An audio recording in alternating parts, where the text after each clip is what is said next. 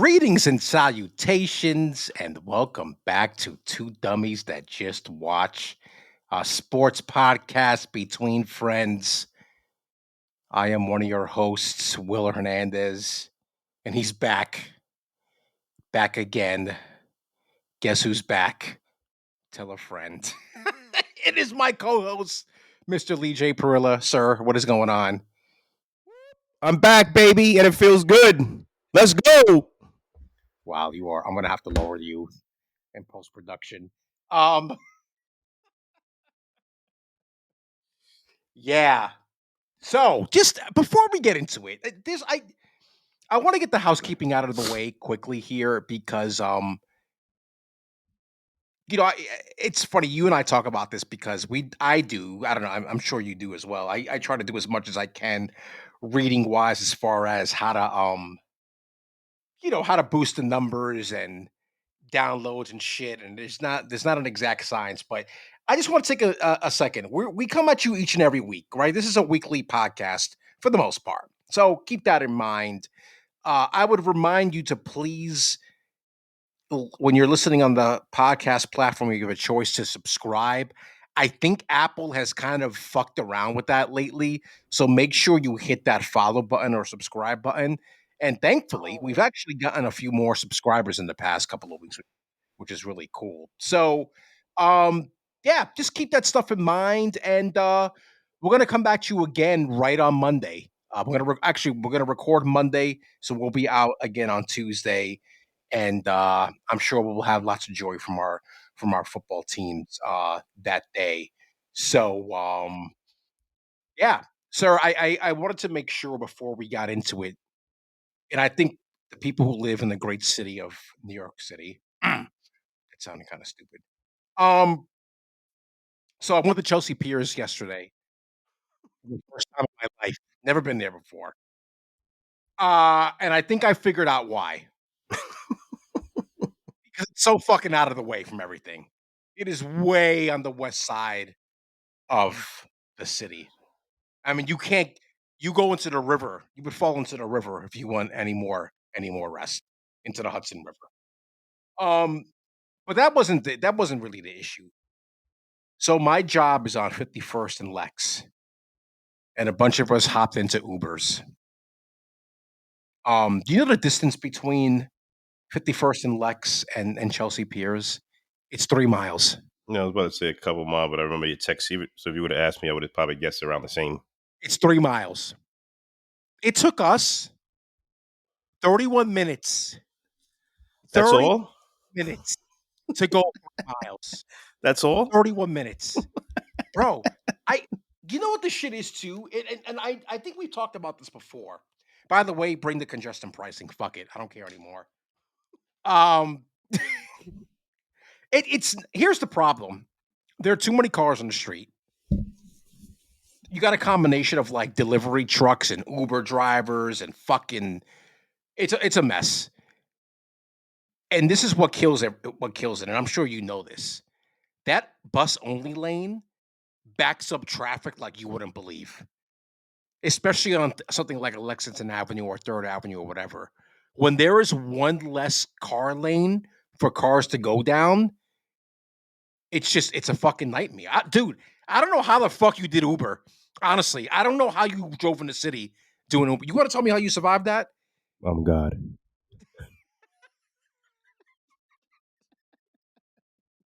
Dude, Uh, seriously. um, How did you do that? Seriously, I don't know how you did that. from what I remember, I went out. See, you got to understand. A lot of those people, that's their main that's their main moneymaker. Yeah, sure. That wasn't my main moneymaker. So I was able to pick and choose That makes sense. when I wanted to go. So like Monday through Thursday, you think I went from working to going out? No way. Yeah. So Friday, big money maker. I'd Yep. come home. I'd probably hit the road about 8 or 9 o'clock at night, bro. I could easily make between 9 o'clock, let's say, and 2 and 3 in the morning. I could easily make $500. Yeah. Saturday, as I did it more, I just learned different things. You know what I mean? So Saturday Yeah. morning, I wake up at the crack of dawn, let's say 5 or 6 if I didn't drive too late on Friday, and I'll go straight into the city. Guess what happens a lot around that time? You got a lot of airport rides Okay. That makes to all the sense. airports. Right.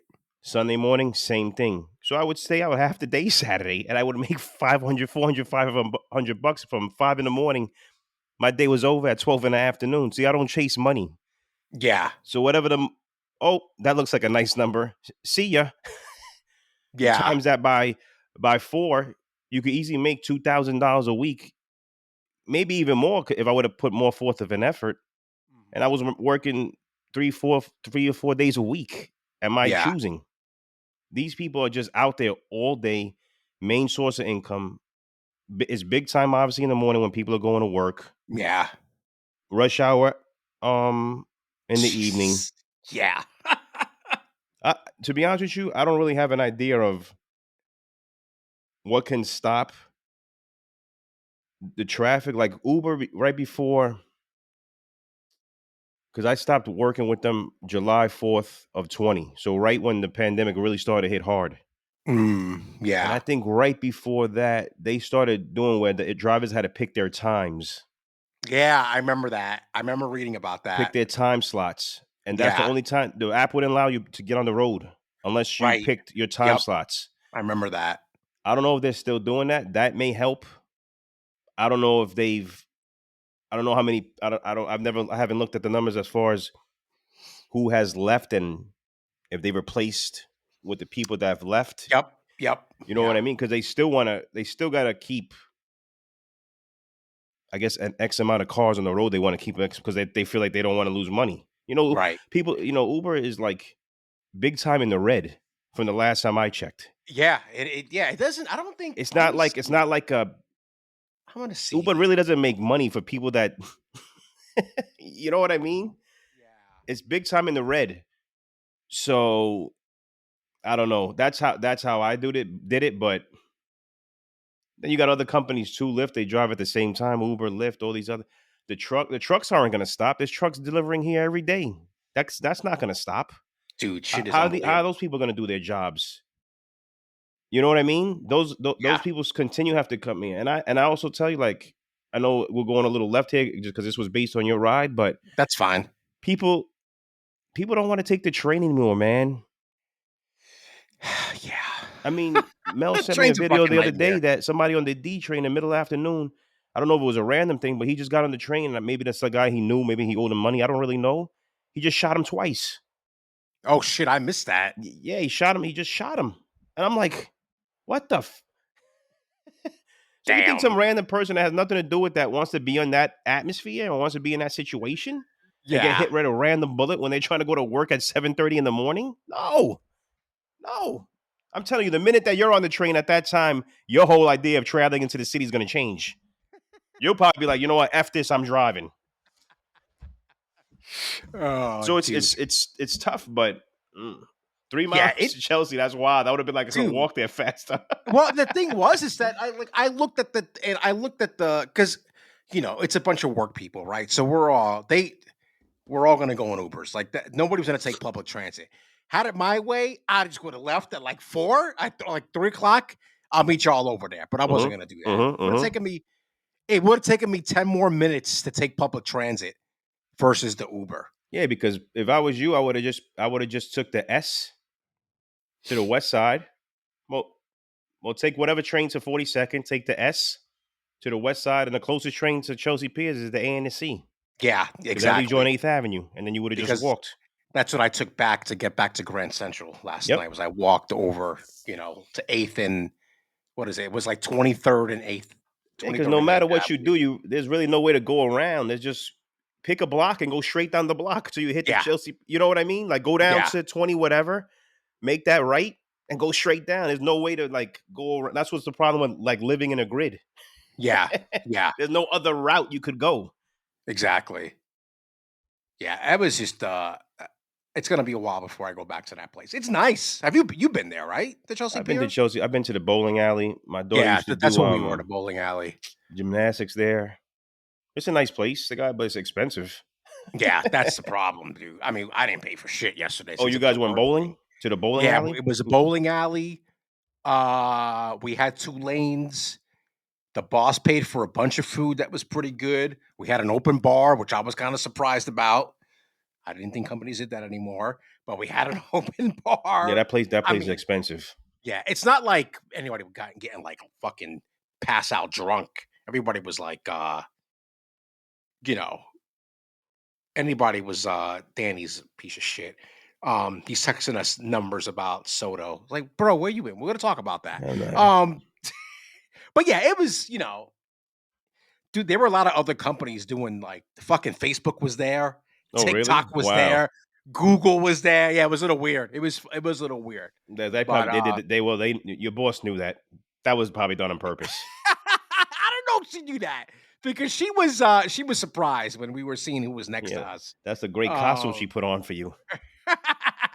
Oh, look at these people. I didn't know they were gonna be here. Holy shit. Say hello, everyone. oh shit, that's hilarious. But yeah, it might be a while before I go back there. Anyway, let's actually talk about some fucking sports because boy, it's been a minute since we've chatted, obviously, and there is just a lot of shit going on here. And one thing that we're gonna start doing, we're gonna make a conscious effort. Whatever the big talking point of the week is gonna be the thing that we go with first from now on, just to get it out of the way. Because I want to put it into the title of the podcast and trying some different things here to, you know, to spread the word about the podcast. So, I mean, you and I agreed even last week when we didn't record together. By the way, shout out to Larry who did the episode last week. Go back and listen to that episode 21. Larry and I talked about the Yankees this past season. So, and once we figure out his fucking audio issues, we're gonna get him back on so we can join us in the Zencaster studio that I use here. Anyway, but you and I agreed that we should talk about the New York Football Giants because the New York Football Giants are a fucking disaster right now. And they're on bye. It's a bye week for them. Mm-hmm. They come back and play the Bucks on the 24th, the week of, heading into Thanksgiving. And I'm just gonna let me just say a little bit of my piece, and then you can jump in because I feel like there are so many different threads you can pull at with this whole thing, and it seemed like things got worse this week when Daboll and Shane were hemming and hawing up there during media during media stuff. But clearly, this Daniel Jones thing is dead. He's done.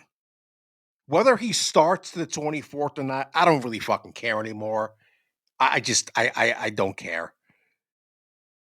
I'm more worried about now what happens next year, who they draft, and how they go about implementing change at the quarterback position.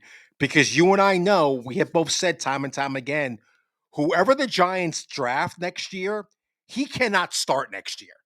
I'm sorry. He's got to sit for a year. And if you want to do a fucking Kurt Warner to Eli Manning transition and wait a half a year, I might be able to maybe live with that. But the guy who they draft next year, he can't start right away. You and I both know that. I think my biggest problem right now with this franchise is the owner because I don't know if you saw what Rich Eisen said in the aftermath of the Panthers game. He's like the owner loves Daboll. Like he loves him. And by the way, because Rich Eisen was in Germany calling the game on the Mm-hmm. NFL Mm-hmm. Network with Mm-hmm. Kurt Warner, so we had a pretty good sense of what was happening with the Giants while he was there. So you've got that part of it, but I just think I say this so many times. This is supposed to be like a model, quote unquote, model franchise, but yet they're doing the same dumb shit over and over and over again to where I don't think I can sit there and say, this is my model franchise.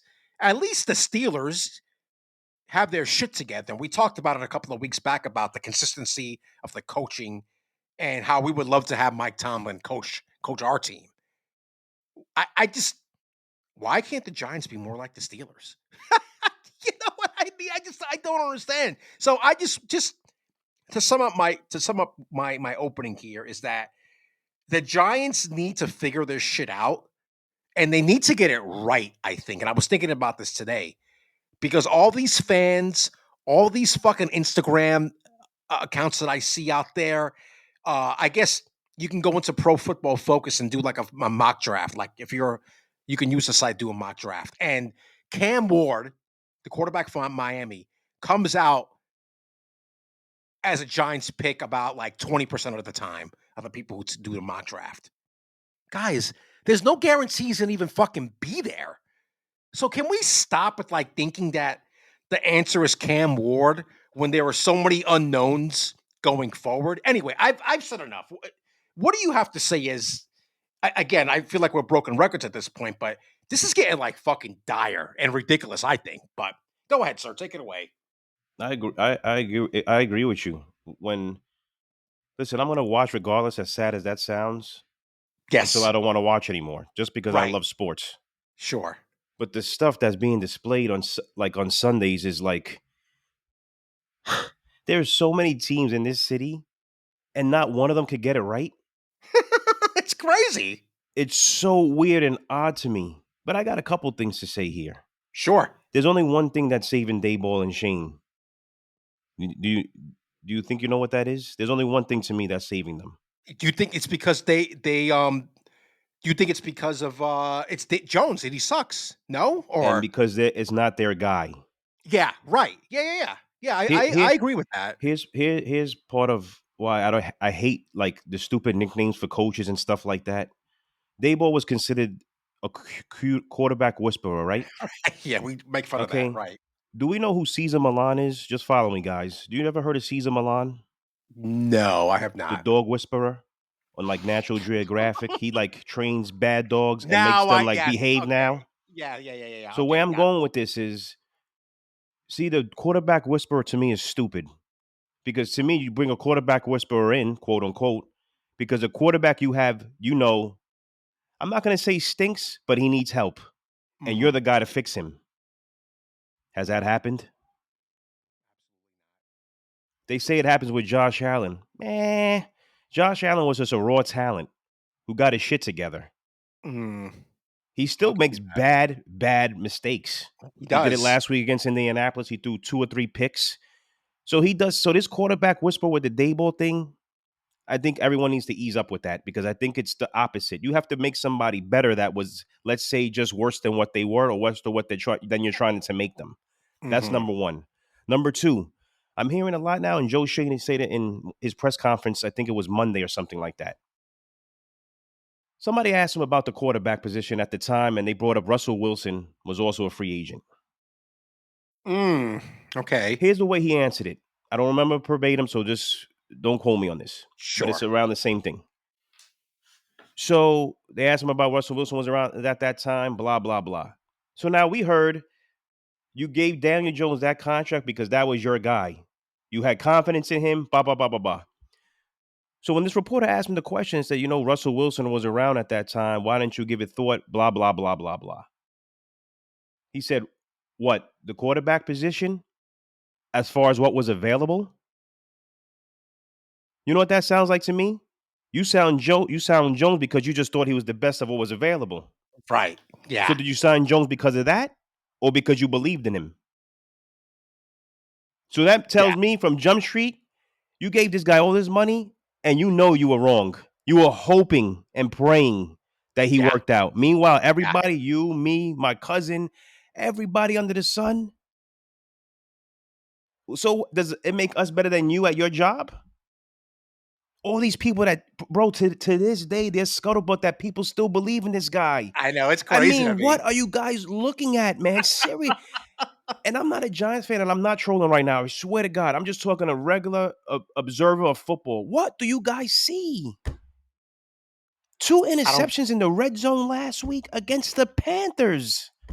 Guys wanted wide open on the field. They were like little kids and in toy stores when they run away from their parents. They're wide open. They were wide open. And he like doesn't throw the ball. You hear Daboll, you can see Daboll throw the effing ball. Oh, I didn't see that. I missed that. Bro, these people were so open. Like, what is he like? I would like to see what is he seeing? What does he see? Well, because and it's funny because Rich Eisen made the point. First of all, let's go back to the Shane thing. This is what he said. I found the quote about the when he was asked about Russell Wilson. When people are free agents and you go through the process, you do what you do. If it's a good fit, then sometimes they come. If they're not, you can't make them. So again, you go through the process of free agency, whether it's any position. And that's how free agency works. And players decide where they go, where they want to go, and what they want to do. But some of that stuff is out of our control. I, I don't think that's true. So you're telling me you let the players dictate you signing them Yeah. based on what they want? Listen, I get it. Like the money, if you don't use it, you can't use it. It doesn't carry over. All that kind of stuff. Bro, how long have we? How this? I'm telling you, I've never seen this before. This guy has gone 6, 7 years. I've never seen this before in my life. As long as I've watched football, it's over for this guy. This guy can't stop. Oh my god. And it well, it's good to say it because here's the thing. And I was thinking about this throughout the week because I was trying to figure out what am I going to say, and I didn't write anything down. I thought I was going to, but I didn't.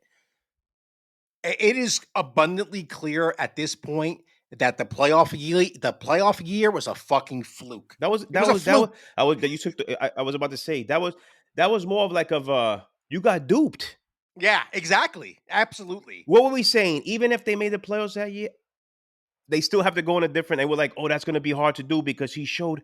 Listen, there was a lot of things that went into that, and I think one of the big, if I'm not mistaken, Barkley had a good year that year, He did. Yes. and a He lot of did. that stuff you saw from Jones was because play action, Yep. Yep. ball.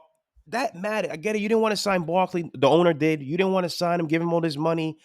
Blah blah blah blah blah. But Jones didn't do all that by himself that year. Yeah. Then I might look It's at it a true. little differently. Yeah. Barkley helped him a lot in what he was doing: screen passes, play action, the running game itself. Like I don't know what to say anymore. I don't know what to say anymore. But to say like I've always said, like I'm just gonna keep repeating it, man. You're these teams that continue to start these rookies the first year, you're setting yourself up for failure. Can't do it. Yeah. You're setting yourself the I feel the and listen, even if they sit, who knows? But at least they get to sit that year and they learn. They see what's going. Bro, I think I saw something today. You know Anthony Richardson from the Colts? That Yeah. that bum? Get me He's out. gonna I'm start tired. again. Yeah. I'm Yeah. Yeah. tired.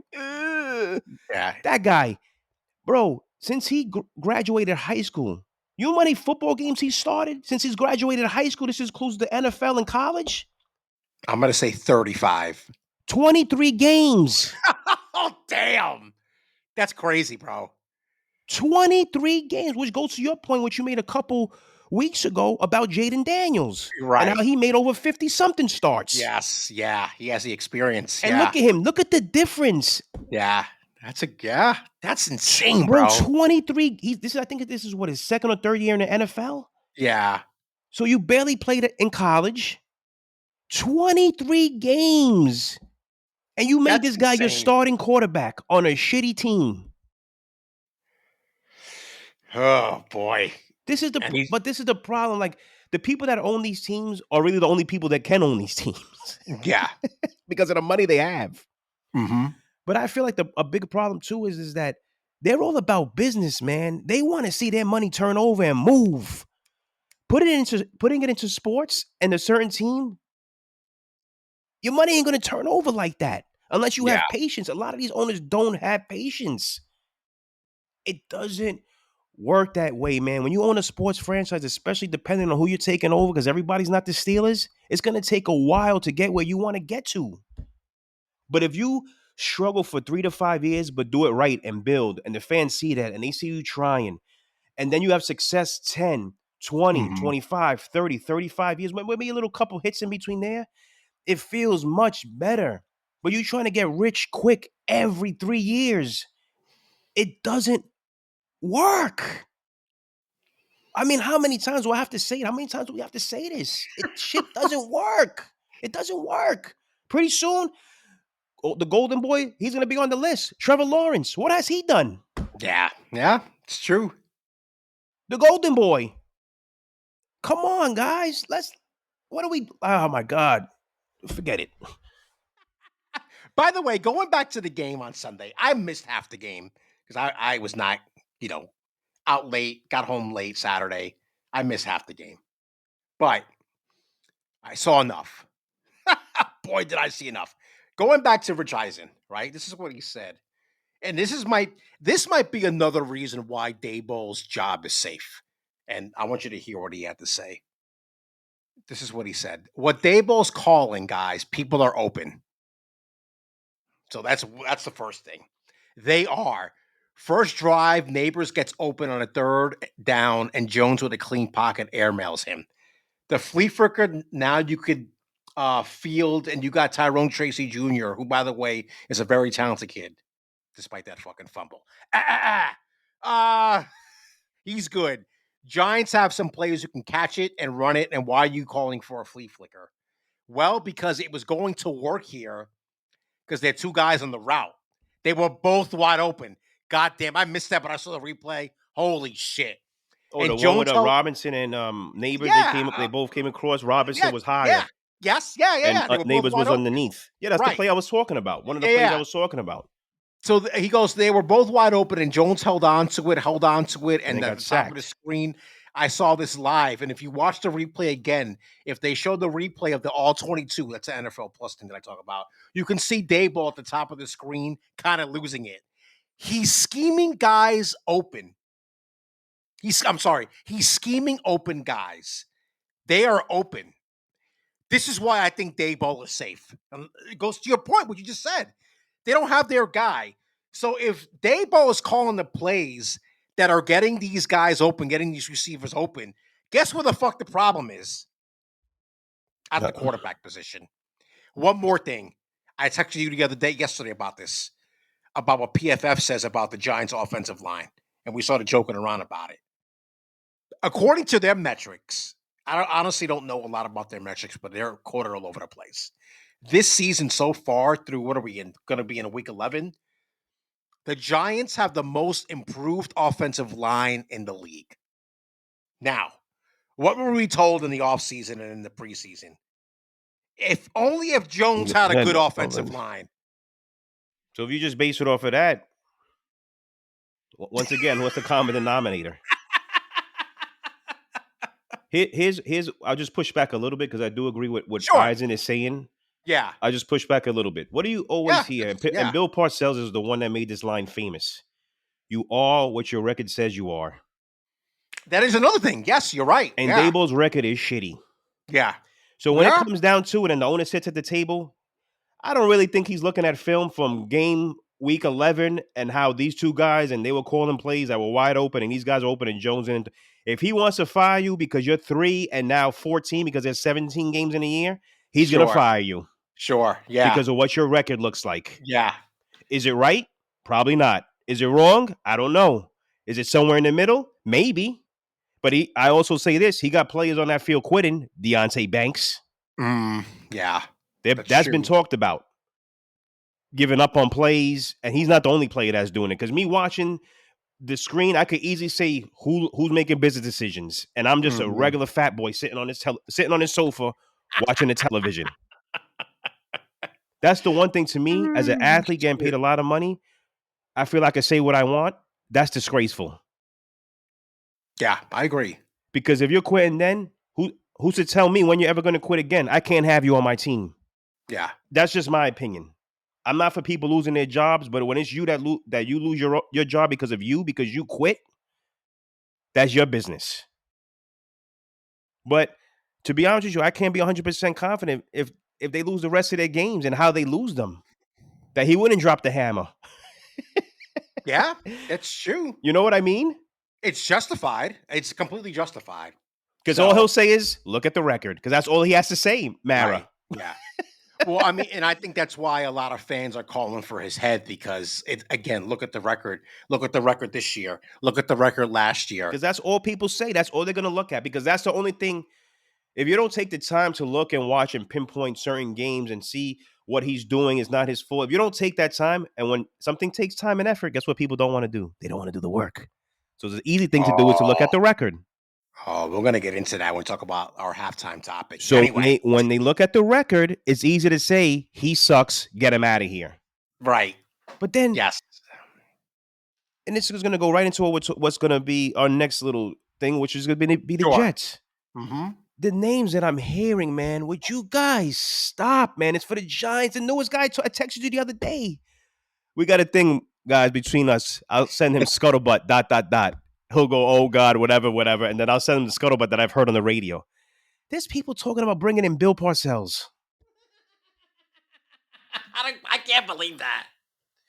Oh, The first thing you usually ask me when I look at, but I can just envision you saying, I'm not going to ask him how old he is. I'm going to actually look to see how old he is.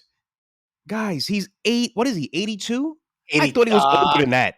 Yeah. I swear I thought he was older than that. But with that Bill Parcells, what the hell are you guys talking about? Yeah, sure, and bring in Bill Belichick as a DC. Come on. And Sean Payton as OC. Come on, guys. What do we do? What has become New York sports? This is why I can't listen to that shit. Look, this is why I like to listen to it. You can see the plainness. The meteor's coming, bro. Well, I mean, we can start talking about the Jets because I already marked it down. Holy Christ! What was the other name I heard? Was John Gruden?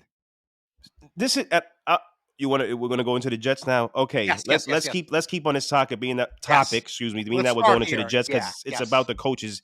Yeah, there's 4 coaches that I want. I think I've mentioned a couple of them already. 2 of them are the OC and DC for Detroit Lions. Yes, we talked about that. Ben Johnson, Aaron Glenn. Aaron Glenn, a former Jet. But here's the thing: Ben Johnson has already turned down a couple jobs because you know what he's saying to himself? I'm not gonna get guillotined because I'm going to a shitty situation. You guys don't want to let me do it my way. Let me do it, but he's doing it the right way. He's waiting for the right because you know what's gonna happen? That guy's gonna get a job. You know why? Do you see that Detroit Lions offense? Every time I see something, when I watch them, there's something new, innovative, creative that I've never seen before.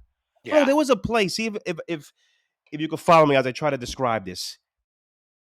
So Jared Goff, they played last week. They had maybe the Sunday night game. They were on television, I remember, right?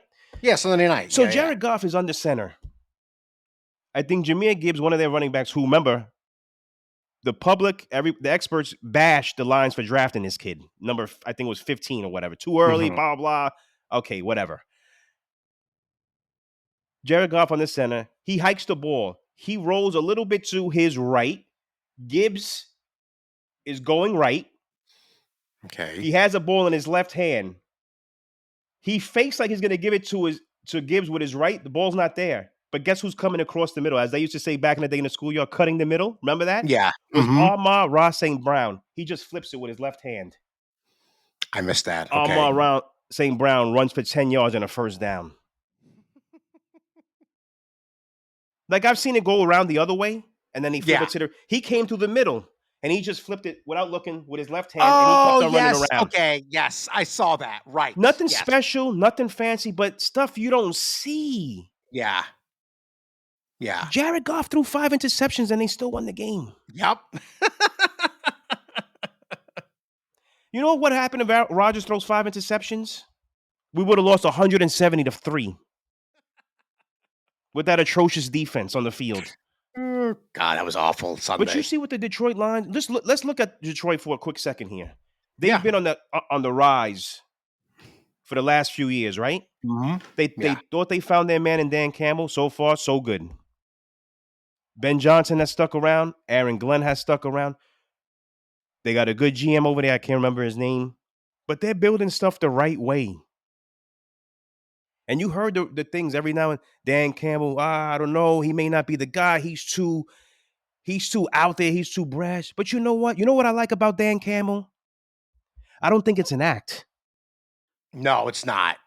I think that's who he is, and I think that's what they appreciate about him. Mm-hmm. Like, It's we're not an gonna act. bite your kneecaps off, we're gonna rip out your esophagus, and we're gonna use it as a jump rope. Whatever else he says, I feel like that's the stuff is genuine. You know what I'm saying? Instead of going in there Yeah. to the interview, it's all coach speak. Yes, well, I'm gonna get there on a rainy day. What we're gonna do is we're gonna do. It sounds corny. It sounds scripted. This guy said, "Fuck it, I'm gonna go in there. I'm gonna rip off kneecaps. I'm gonna do this. I'm gonna do that." We're going to draft the guys we want that think is going to be good for our team. Forget about everyone else. What's good for our team, and we're going to go forward. Mm-hmm. Back to what you said about why can't the local teams do this, bro? And the Jets, you people continue to get fooled. You know, it's not the Jets' fault anymore. You know who it is? It's the fans' fault. Mm-hmm. You go out there to MetLife Stadium, you're booing paper bags over the head. You know what? You purposely went to MetLife Stadium with a paper bag to put it over your head. It's your fault that you fucking drove over there, that you took the fucking train over here, idiots. Think that something was going to change. You got tricked against the Texans, and look what happened on Sunday. They got their ass Gee, smoked. they got destroyed.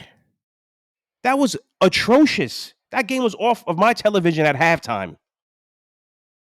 I don't watch anymore. I'm not gonna continue to let that team do this to me. Let's go back to that game on Sunday because I was at my mom's house watching it, and my stepfather's a Jets fan. At some point, he just looks at my mother and he's like, "Put on the red zone." Because they have the red zone. Because it was done. They were just fucking cooked and fucking I just so sitting there and watching that stuff. And again, I'm not a Jets fan, but my God, just completely fucking awful. And that was one of the things I wrote down here in the notes was that they are truly done now. But now here, let's get into this fucking thing now. Because Aaron Rodgers, somebody asked him yesterday, I think it was, about playing next year. He wants to play next year. Yep. What do you do? What do you do? I don't know what you do. What do you do? Tell me, sir.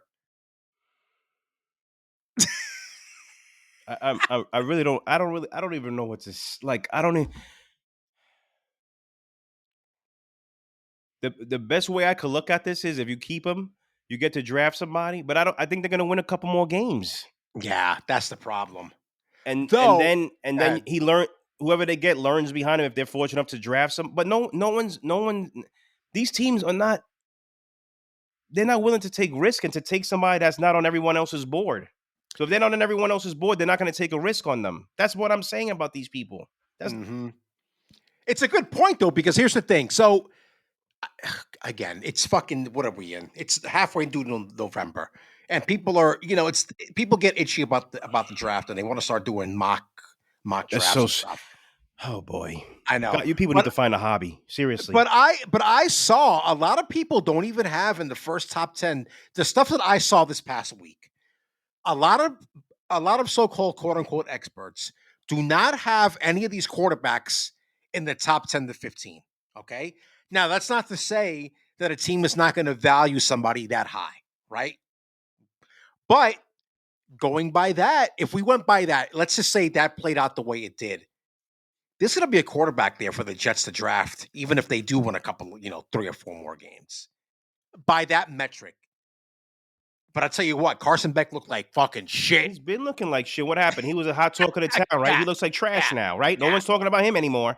I watched a lot of that game on Saturday before I met you. I was watching that game on at the bar. Like, oh my God. The number one guy right now is between Sanders and Ward. And Ward, right. I mentioned to you who I like. I like that kid from Ole Miss. I think his name is Straight. Yeah. No one's talking about him. Right. I'm just saying, I just saw a couple games of him and I like what I saw. I'm not this, I'm not that. But again, that's a guy that could fall and could be there for a Jets to draft, even if he's not a blue chipper. Do you take him, have him sit a year behind Rodgers? And that's my point. These teams are not willing to take this because unless everyone's talking about who's the top 5 guys, and if you cannot get one of the top 5 guys, These other guys, they're not working until maybe the third. Yo, take a chance. That's what this is about. You have to do this sometimes, Mm-hmm. I especially if agree. you're going to let him sit behind the veteran for a year. I also heard with the Jordan Travis kid who they drafted last year from Florida State, he wound up getting injured. And hurt. Yeah. I saw something on Twitter, X, whatever you want to call it. Listen to this real quick. Bro, Oh boy. I almost threw my phone. I said, these are the idiots that are on sports talk radio. Jets plan for 2025 would include bringing in don't interrupt me. Just let me finish. Yeah. Sure.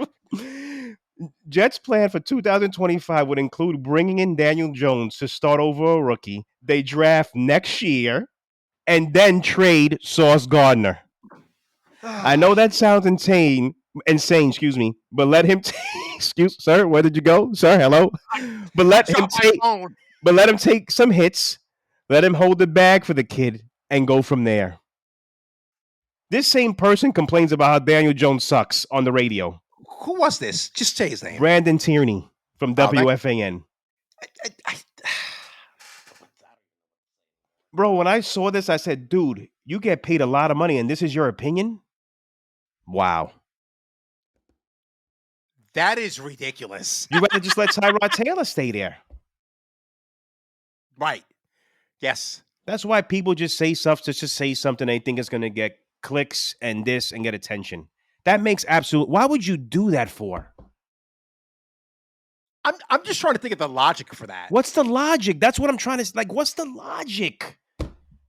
That makes that's probably one of the worst takes I've ever heard in my life. I can't believe that's ridiculous. Holy shit. And he's a Jets fan.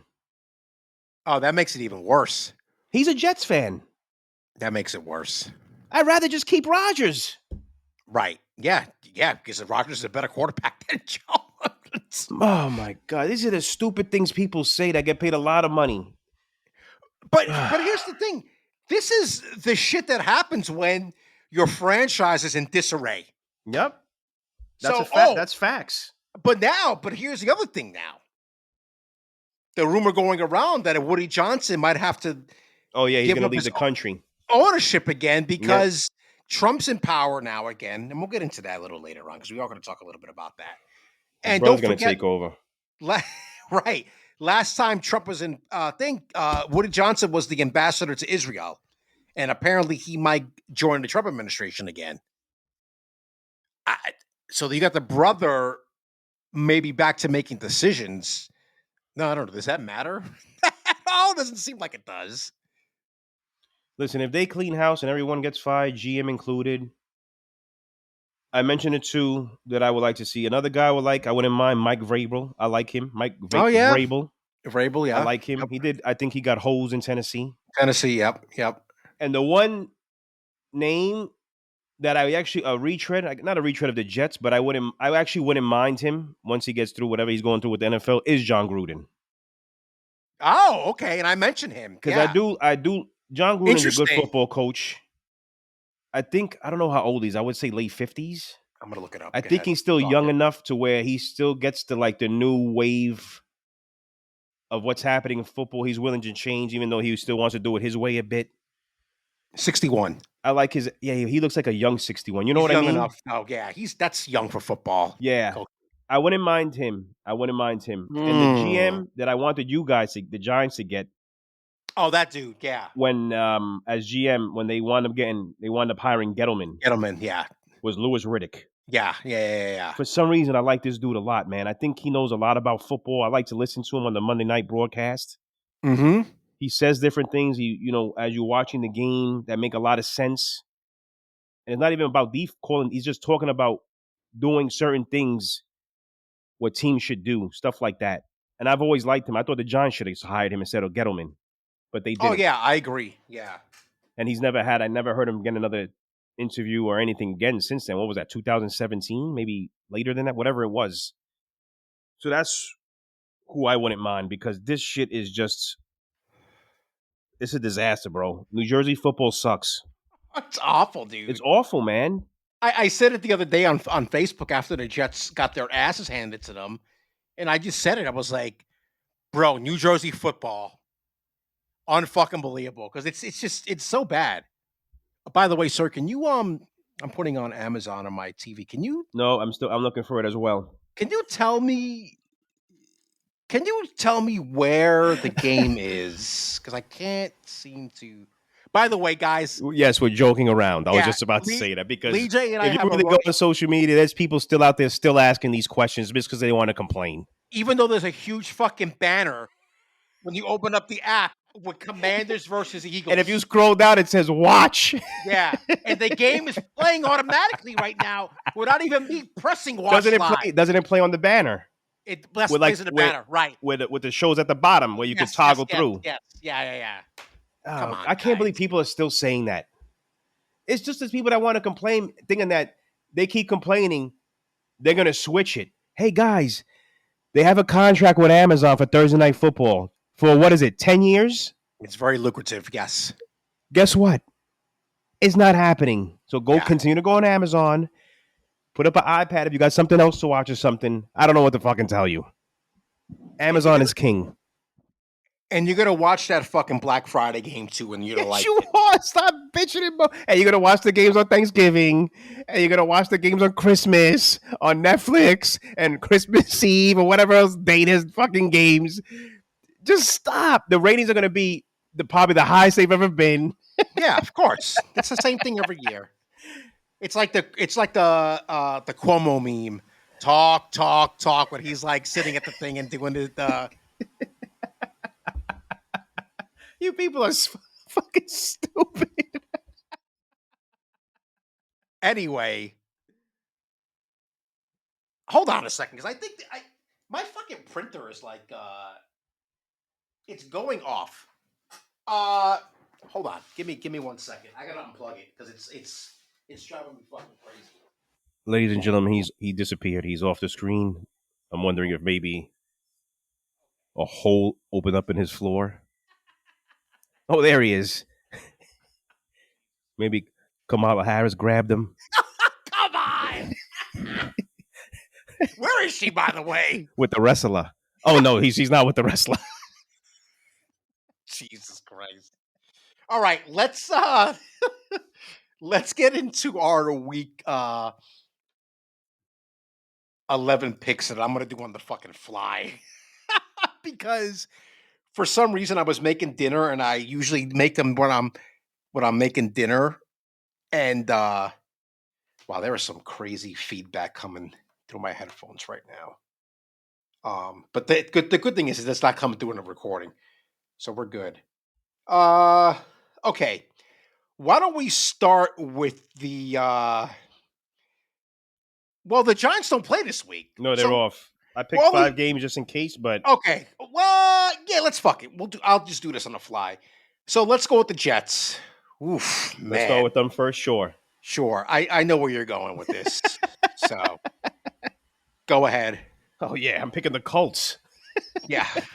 at plus 3.5. The plus Jets 3.5. are still favored in these games. It's the Aaron Rodgers effect, bro. It's the Aaron. And that's why I'm going to take them. Forget about the no tackling effect. It's the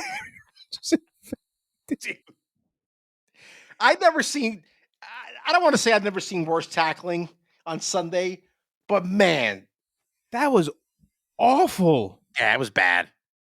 It was really fucking bad. Yeah, I don't know. Give me the Colts, bro. Plus 3.5. Okay, so I'm going to take the Jets. My God. I'm actually going to take the Jets.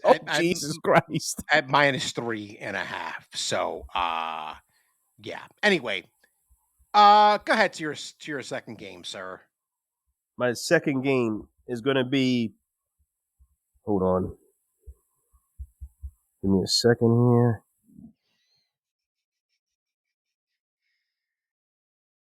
Baltimore at Pittsburgh. This is a little tough game, but I said F it. I'm going for it. Give me Pittsburgh at plus 3. I think Ravens are going to win, but it'll be like 21-20, something like that. Interesting. Yeah, I'm going to take a tough game as well because this is like the game that I'm looking forward to watching the most, and I think a lot of people are going to be tuning in to watch this. I think it's on. Oh, the Buffalo. Yeah, is it going to be on Do we know if it's going to be It's on probably going to be locally? on. Well, yeah, it'll probably be the local The the second game? 425 game, being that the Yeah. Giants are off. Yeah. So I'm actually going to take the Buffalo Bills, and they're favored in this game Yep. by 2.5 points. I think this is it. I think the Chiefs. I was about to call them the Royals. I think the Chiefs finally lose here. Bro, by the way, we didn't even talk about. Holy shit! How many times are these guys gonna like get away with murder and still win a game? Like, holy shit, dude! At this It's point, unbelievable. you just got to play the game, and there's really nothing you could do. Yeah, yeah, it's crazy. Anyway, go ahead with your My second game, third game. This is your third game. the third game, Las Vegas Raiders at the Dolphins. This is a big number, but F it. I'm going to take the It is a Dolphins at big number. -7. That's yeah. Let's see if Tua gets through. Bro, I can't believe he tried to tackle that dude on the interception. Did you see what he said after the game? He said by he the had no way, regret. well, it was not only that, but he was like, he said something to the guys like, "Bro, you saw me coming. You didn't like. You should have just went out of bounds, dude." Let me tell you something. That player is in no obligation. He's No gonna fucking hurt obligation. you. No. Yeah, He's trying to run your ass over. exactly. He's not trying to hurt you. He's not trying to hurt you. He's trying to do his job. Yeah, exactly. I can't believe. So whether it's gain another yard, a half a yard, 2 more yards, break it for a touchdown, he's trying to run your ass over. Yeah, that's insane. As I'm doing this on the fly.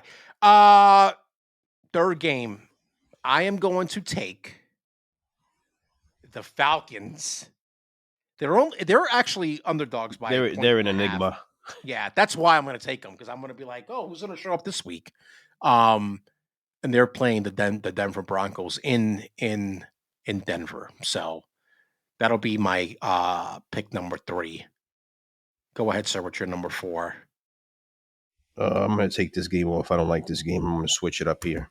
Oh boy, Vikings at Tennessee. I looked at that one too. Vikings can't do what they did last week against this Tennessee team, no matter where the game's being played. So I'm going to take Minnesota at -5.5.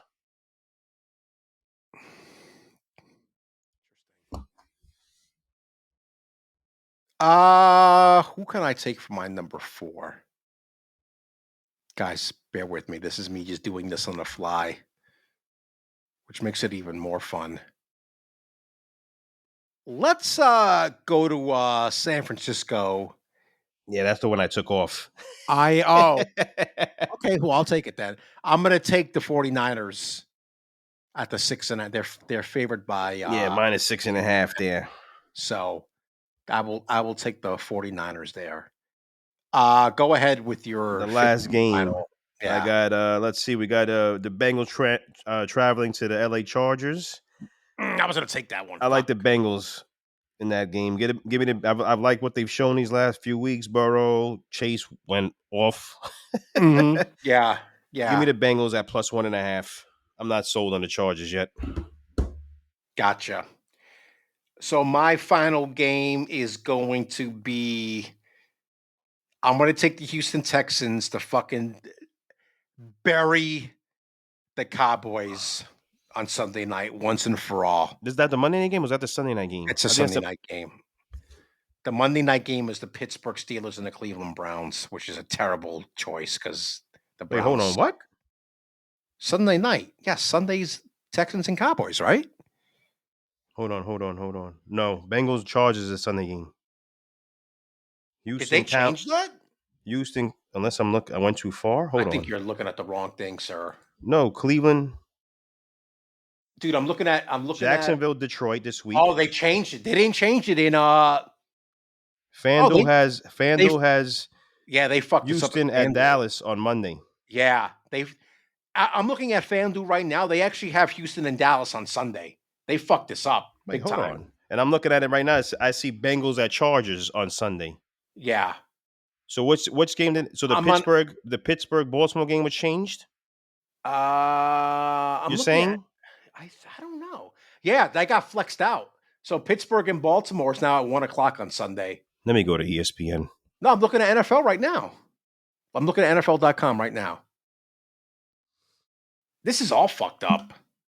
Yeah, Ravens Steelers 1:00. Yeah, Ravens Steelers at 1. Bengals Yeah, Chargers Bengals at Chargers is a Sunday night game. Texans Cowboys is the Monday night game. Monday night. They have it as the Sunday night game in the FanDuel app. Wow. Wow, and my FanDuel has Cowboys Texans as a Monday night game. They have it correct when I'm That's looking at so FanDuel. weird. Wow. Okay. Yeah, that's weird. Anyway, I'm still taking that is weird. I'm still taking the Texans to kill.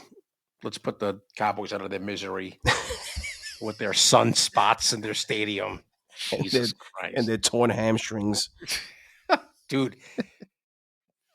Rip to Prescott. Anyway, it's halftime here on the show. And I debated this topic, putting this on here. It was basically talking about the aftermath of our great election in these great United States. And I'm not really going to get into why and what happened. And obviously by now everybody knows that Trump won. He's going to be taking his second term, and it's been interesting this week watching who he's been appointing to his cabinet and big positions and stuff. But I'm not going to talk about that. You kind of brought it up a little bit before. I don't think people are like in touch with reality, and maybe this is where this topic is really going, about like the situation on the ground for people. That people are struggling to make ends meet. And usually when the previous party does not do a good enough job fixing things, guess what, buddy? You're out of here. It's the same thing in sports, right? We're just talking about it with like Daboll and Shane. If you don't perform, you're out. Don't forget, guys, these politicians are supposed to be public servants. We pay them and elect them to represent us and to do a good job. So what you saw happen last week, listen, and I'm not saying I'm agreeing with the dumb shit that Trump says, because I don't. I never have. You have to admit he's funny, right? But when you're talking about, they call it pocketbook issues. This is the term that they use. When my dollar is going, it's not going as far as it used to. People have a problem with that, regardless of what one guy says in his campaign and has people making jokes about Puerto Rico and stuff like that. And I just don't think that that's what people are getting on the other side. Like that shit matters. Paying $16 for a chunk of meat matters to people when you're barely like getting by. So I just think like, I hope the lesson here, and people are not learning it because I'm already seeing it. I hope the lesson here is that people really kind of get themselves more in tune with like the everyday man. Because listen, I've been there, and so have you. We saw our parents like fucking bust their asses day in and day out to put food on the table and to get us presents at fucking Christmas and stuff like that. So when there is an issue from an economic standpoint, like there's been in this country for the past few years, sometimes that is all that fucking matters is that, and everything else goes out the fucking window for better or worse. And I'm not defending anything that Trump may want to put into place. I'm not defending that, but the people spoke, and they spoke in a very loud way, and they spoke across demographics: white, black, Hispanic, women, younger people, which is crazy to think about. Yep. Like those people spoke, and I know I'm going on here, but I kind of want to get this point across. And you kind of brought up a little bit before about how, people don't want to do the work to like put the analysis in when it comes to whatever the quarterback or whatnot. And a lot of people don't put the work in the election looking at these people's policies. And I didn't, to be quite honest. And I didn't vote this year. And I'm not registered to vote in New York yet. I'm still registered to vote in Massachusetts. So, But I would have not voted for either of these clowns. But people are basing their votes on very little information on both sides. Mm-hmm. They're not taking the time to like study policies and stuff. So again, when the simple bottom line is my food is more expensive, guess what? You're gonna lose, and the other guy's gonna win. Anyway, that's really all I have to say. Is just kind of looking at like people have to be more in touch with like what's happening on the ground I because think I think social media is not fucking reality. So go ahead, sir. I think another problem is, and this sounds so high school, but I think this is a big problem with this country and just people in general with certain things. And this, I know, this is, to me, this is a fact, but I'll keep it as my opinion. Sure. And this goes with the presidency, but I'm going to relate it as a general statement for everything that happens in people's lives. No matter what Trump does, if you hate him, you're going to hate him. Right. Yes. People have already created a narrative about him. And listen, I'm just not me defending. I'm just trying to be honest. Yeah. If you have an I get it. opinion, I'm more than welcome to hear it. If you have something to tell me, whatever, I'm cool with it. But this is why I don't talk politics, so we'll leave it here after we're done with this. No matter what that man does this year, it doesn't matter. Nope. People hate him. That's a fact. I'm with you. I wouldn't have voted for either one of these clowns. But these are the choices we have. So if you had a gun to my head, I'm not going to tell you who I'm going to pick, who I would have picked, because I don't want to be picketed like Shrek. But whatever. People got to understand too, like people were tired of hearing this man continue to get blamed. Meanwhile, you were the one in office for 4 years, Mm-hmm. helping someone else because you was his right hand man. No one wants to look in the mirror. It's never let's look in the mirror. Now you're sending me clips of let's blame the WWE, let's blame video games. Let's start that crap again. That's crazy, Come dude. on, guys. Like we're talking about the country we live in, right? This is supposed to be the best country in the world. All jokes aside, if you put everything off the table and you just went in there blind and someone told you if tomorrow this is going to happen for you and your family, are you picking door number A or you picking door number B? No, even if you knew who it was. Door number A is if you pick door number A, inflation's going to come down, you're going to get a raise, you're going to do this, you're going to do that. If you pick door number B, inflation's going to probably continue to go up. This is going to happen. So door B's Harris, door A's Trump. People will still pick Harris. Mm-hmm. And I understand that's a hypothetical, and I don't do hypotheticals. But just for this situation, we're going to do it. People would still pick Harris. So is it really about who you are in the country and everybody joining and not fighting each other over stupid politics of two people that don't give a shit about any one of us? So you're going to fight against each other. Oh, fuck you voting for Trump and wave your flag in front of the Trump building.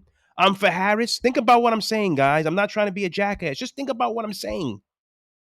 You still wouldn't have picked Trump. You still want to fight your neighbor. And I'm not trying to kumbaya. I'm not God. I'm not Jesus. I'm nobody like that. But just think about what I'm saying for a second.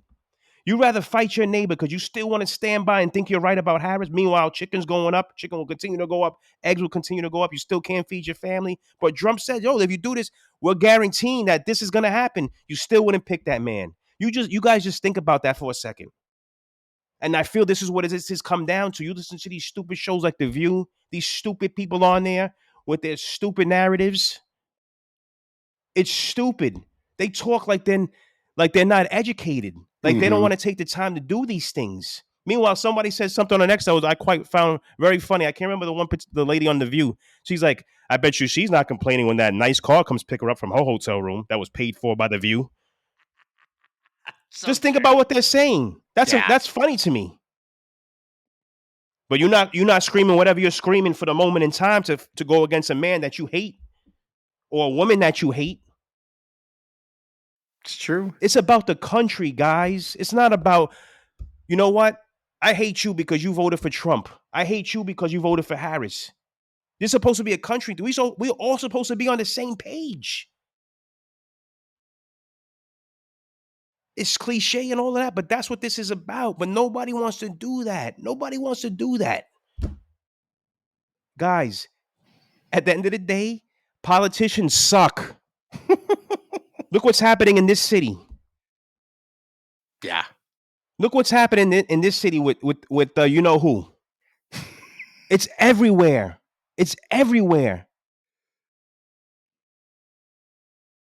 I'm done.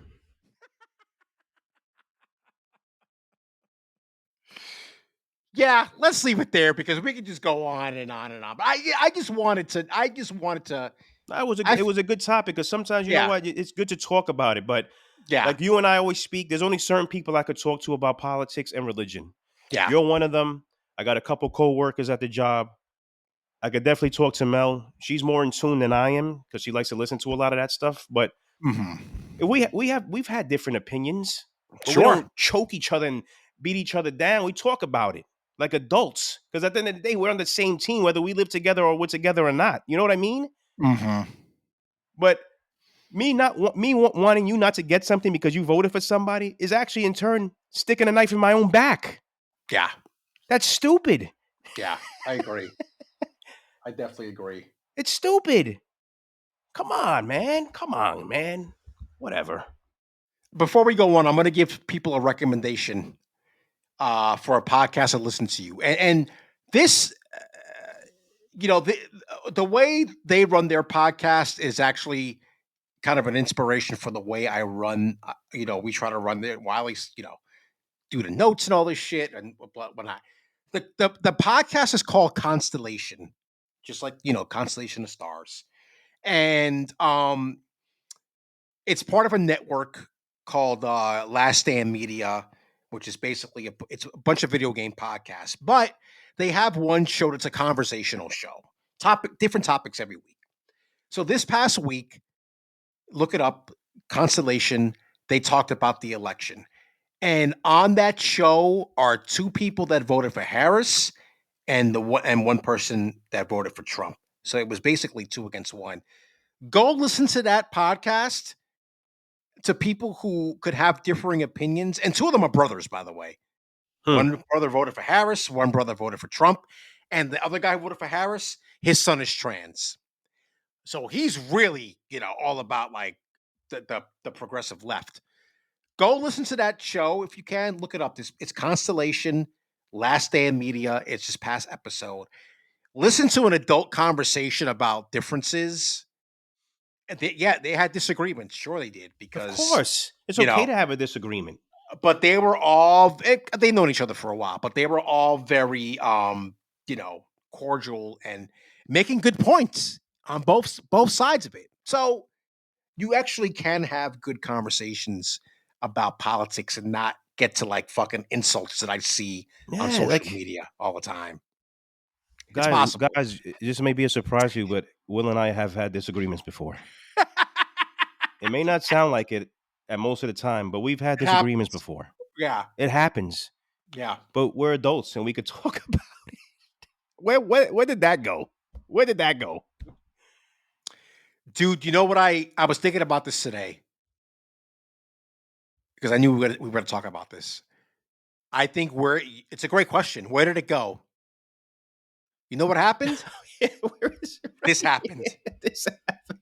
For those people, it's a smartphone. I'm waving my fucking brand new fucking iPhone. It's this and it's social media. That's what happened. We forgot how to talk to each other. I think No, that's what it comes down to. yep, it's true. So, anyway, let's get back to some more important shit here, like Juan Soto. So it's been a while since we've talked about baseball. So I don't know if you saw, but Carlos Beltran, I think it Yes, was I saw that today today. or yesterday. Yeah, I forget when he was asked this. And let's go. We're going to start with Soto first. He said that the Mets are going to do everything in their power to sign Juan Soto. That sends the internet into a tizzy. And here's my problem with this whole thing. Because again, I mentioned this before about these Giants fans that, Cam Ward, Cam Ward, Cam Ward. and you have now these Mets fans, Juan Soto, Juan Soto, Juan Soto. Listen, guys, don't get your hopes up too high, only because the Mets can turn around and offer Soto all the money in the world. But if that man decides to stay in the Bronx because he has a better feeling about the Yankees' future, I mean, that's it. I know he wants to set a precedent for contracts. So, yes, he's going to go who might offer him the most money. But the guy has free will and he can decide to stay in the fucking Bronx. And then all your Mets fans are going to be fucking crying because you were so confident. Soto, Soto, Soto. Talking about it in the weeks leading up to the end of the season because you weren't giving the Mets a chance to make the playoffs. So your attention turned to Soto as your savior for next season. Mm-hmm. And then we all know what happened. Mets going to run, blah, blah, blah, blah, blah, blah. Listen, guys, just prepare yourself that he's not going to sign. That's all the best way you could. That's the best way you could do it. That's the best way you could do it.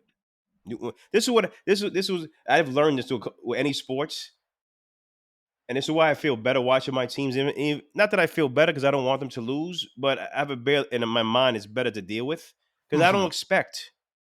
You start putting these expectations up there. That's when you get disappointed. That's anything in life. So you know what? Whatever happens, happens. I'll say this. I was close to changing my mind about signing Soto, even though you know how I feel about him. Yes. And I'll take you through the quick process. Yes. I interviewed Ron Darling a couple months ago. He had said something. Yes. You seen that? Yeah. And then my brother Jonathan sent me something on Instagram. Oh boy. Let's hear it. It was well, he was rumored to want, this was at the beginning, it was like 10 years or whatever it was for whatever million. It's a lot. And then underneath it, my brother said to me, he asked me a question. Does he pitch? Question mark. Right. No. Yeah. I'll pass. That's him talking to me.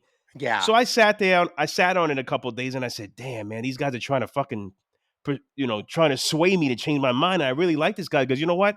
As simple as that is, it's a valid point. Because, they're comparing him to Ohtani. Yeah. And I'm like, damn. I don't really want to agree with my brother.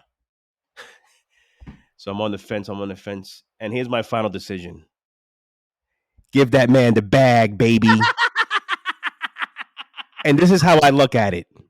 Okay. You sign him, let's say, for 13 years, which sounds ludicrous. The last contract I seen flown out was 13 for 702. Ludicrous, whatever. Here's how I look at it. We have been long-suffering Met fans, right? Put all the bad defense, mediocre defense, he doesn't pitch. Put that all aside. If you get Juan Soto, a couple of players that we mentioned, we automatically jump up a couple notches. Forget about the latter part of the contract, too. I'm not worried about that. But within the first 8 to 10 years, if he got the Mets 2 championships, would you accept that? Absolutely. And period, stop. That's my case. That's my case. I will be running down City Hall butt ass. I'll color my body in blue and orange. Running around like a maniac with the rats. Looking for Mayor Adams. That's how I answered my question. Because you know what? They made valid points and I get it. Yeah, I agree too. Yeah. But if he's the main reason why he brings 2 championships to Citi Field, maybe more in a 13-year period, fuck that. I'm all in. Yeah. Give that man the bag. Here's the thing too, and this is the kind of the way, because I'm trying to work out the 2 scenarios in my head, right? The one scenario where they sign him, then what do you do to build? And the second scenario is if you don't sign him, what are your options? If they sign him and spend all that money, and maybe that takes you out of like, say, you can't sign what's this guy's name from the Corbin, right? Right? Is that it for the Orioles, the pitcher? Yeah. Yep.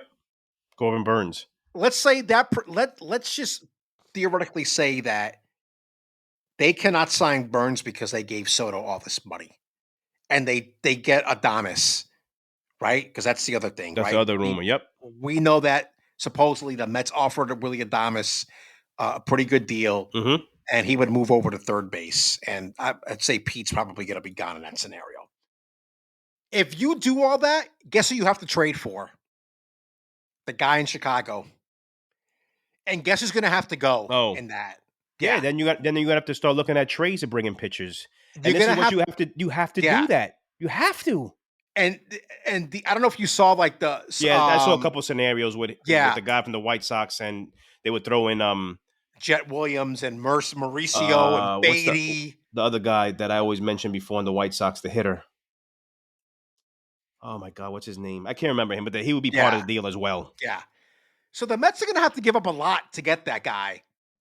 You know what? You got the prospects, and like you said, And if you're the going to bring in remote. Willie Adames, he's going to be Yeah, here for what? I'm going to guess 5-6 year contract. So yeah, that's no one's playing that position, yeah, and he can move around.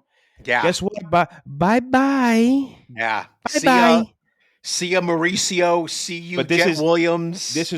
where I'll start appreciating them, because you don't have to you have to get creative. And these people, you built the farm system for this. Thank you. You I was have about to to go get there next. creative. It's not only I was about signing people. You have to get everybody cannot play. I mentioned this before. We all know this. Everyone, there's only 9 positions on the field. Everyone can't play. You got to get creative to bring in some of these big timers. That's it. so one thing I will say to that point, and it's something that I don't know if I don't think we've ever talked about it on the podcast. Go back to when the Red Sox were prepping for their first title, and you look at the guys that were on that team: Pedroia, right? Euclid, Papelbon, Mhm. John Lester. Was McCarthy a part on that team? I'm not even sure. No, he Baratek? wasn't. This is already post. No, this is post those guys. Oh, post those guys. Okay. Yeah. So here's the thing. I can speak a little bit from experience because I was when I was a sports writer, I was covering a Dustin Pedroia and a John Lester. They were in the same league that for the team that played I in got you. I Connecticut. got you. Yep. Listen, guys, the Red Sox minor league system at that point was fucking stacked. So much so, you know what they did? They started trading guys to get the other pieces that they need. And that's exactly what the Mets need to do. So go back and look. Think about when the Red Sox finally broke the curse and look at the guys that were on that team, right? There were so many guys that weren't there because they got used for trade bait because they were up and coming prospects because they had built up their farm system, like you just said, for that exact thing was to go out there and to trade for the people they needed to eventually win a championship. And you're right, Jet Williams and Ronnie Mauricio, they play positions that they have other guys for too And I don't as know. I well. don't know. I don't know enough about you anyway. So get out of here. Right, it's the unknown, right? There's a lot of unknowns And here's too. the thing too: when you trade for these pieces, depending on what their contract, you don't have to worry about signing them. Yeah, yeah. Crochet is under control for Under another two control. years. I was 2 going to say years. 3 years, 2 years. So 2 2 years, years. that's plenty of time. We can Yeah, figure out what to do with him in 2 years. exactly. And this Exactly. is the part, and this is what this is what Mets fans should get excited about. If they bring in Soto and they start making some moves that are creative and bringing a couple pitchers, then you sign the relievers are not, the relievers at the end of the day don't really cost that much. And Yeah. you could sign good relievers Mhm. out of the bullpen, out of the back end, long relief. You could figure it out. If they got I don't want to put names, but let's say the one named Juan Soto, a couple of stud starting pitchers through trade, couple good bullpen pieces, Adames, bro. It's a different game next year. We're talking about it. Come on, what are we talking about here? That's it right there. And you can get away. You might be able to get away with Nimmo having a subpar year or McNeil playing second base, which I Right. don't think should happen. But And then, maybe Severino signing is qualifying offer because now he's a 3-4 guy. I'm yeah, more comfortable with that. yeah, exactly. And there's not as much pressure on Alvarez either. If you Correct. want to look at it that Correct. way too. I we gotta figure out that backup catcher position thing. What they're gonna do Yeah, there? I'm a little. Listen, I know It's you. not. It's not really like we all know the backup catcher is not like whatever. It's more for the defense catching a couple pitchers that he's comfortable with, or the pitcher's comfortable with that backup. I just still think we got to do a better job with that position because the last couple signings haven't been. Ugh. Well, that was why I wanted the Mets to like seriously consider Darno, because he would. I think he would have been the perfect backup guy to Alvarez. He's what, I think 35 now. Yeah, he's probably landing way between his early to mid 30s. I would say. Yeah, Yeah. so it's just like, you know what? I think Darno would have been perfect, man, because he's played in New York. He knows what he's a championship player, right? He was on that the Braves team that won the title, and I think that matters too. And I think he's somebody who is a little bit more offensive minded than Torrens, and you can take Alvarez under your wing and maybe, I don't know, unlock something that wasn't there before. But he went to go sign a 2-year deal with the Angels, and that's that. But yeah, I was a little like, damn, man, I would have liked to see the Mets gone after him. So, but yeah, man, what are they saying that Cohen was flying out to California California. They this was week? actually one of the first teams to meet with him. The first team to Yeah, meet with him. yeah. So listen, guy, what are we at? Is it mid-November? I hope we know something by Christmas. Oh, what a That would beautiful, be. Christmas. I would just put an empty box under my tree, a big empty box, and just open it, and then have a picture of his face in the box, and be surprised. I have Mel film it too, and then I'll post it. Yes, you can put it on Instagram on Get our attention like everybody Instagram else wants account. attention. Holy shit, bro! Damn. So, some other stuff that's happening. I love this time of the year because this is so much shit going on. So Lindor, we knew this was going to happen. He's an MVP finalist. I hate the way they do this shit now. They make this shit so dramatic. They fucking name finalists for these awards, and then you got to wait another week to And then find they tell out. you that the playoffs have nothing to do with it. Right. And they're not They're, supposed to, they're not but right, but they're not going to admit that. This is what I'm saying. This should have been done already. that should have been If you done. want me to believe that, you don't think Yeah. these voters are not taking that into consideration? Come on, you guys got to have your head way up your Well, ass. supposedly the votes are supposed to be done on the last day of the season. That's when they're collected. But I don't know. I don't know. Yeah, I don't know how much I believe, I but don't know. okay, I'll go with that. So Lindor's an MVP finalist, and Mendoza is a Manager of the Year finalist. Listen, guys, I know we talk about this over and over again. Lindor's not winning the MVP.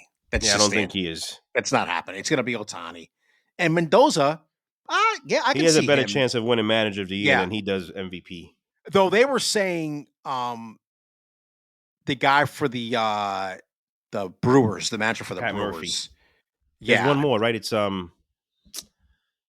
my god. I just saw this yesterday. There's a third guy, isn't there? Is Mendoza, Murphy? Oh my god. Hold on, I'm going to look it up right now. NO Manager of the Year. It is. Is it Dave? It's not Dave Roberts. No, he got snubbed, actually. Believe it or not. I'm looking it up now. Finalists for. Jesus, I got to scroll all the way to fuck down. Zach Wheeler's a finalist for Cy Young For Award, Cy Young. Award. Fuck him. Wow, I got to go like all the way to the bottom. Are you serious? Okay. Mendoza, Murphy, and Mike Schilt from the San Diego. He was the Yeah. former manager of the Cardinals. Hold on a second. I got to turn the heat off in this fucking room because I'm dying.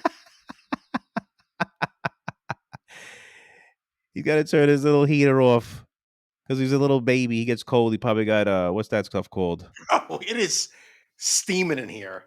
Anyway. Probably his iron's low, ladies and gentlemen. He got a little heater on. His butt hurts. It gets cold in this fucking room. It gets so cold. Brr. Just put the fan on.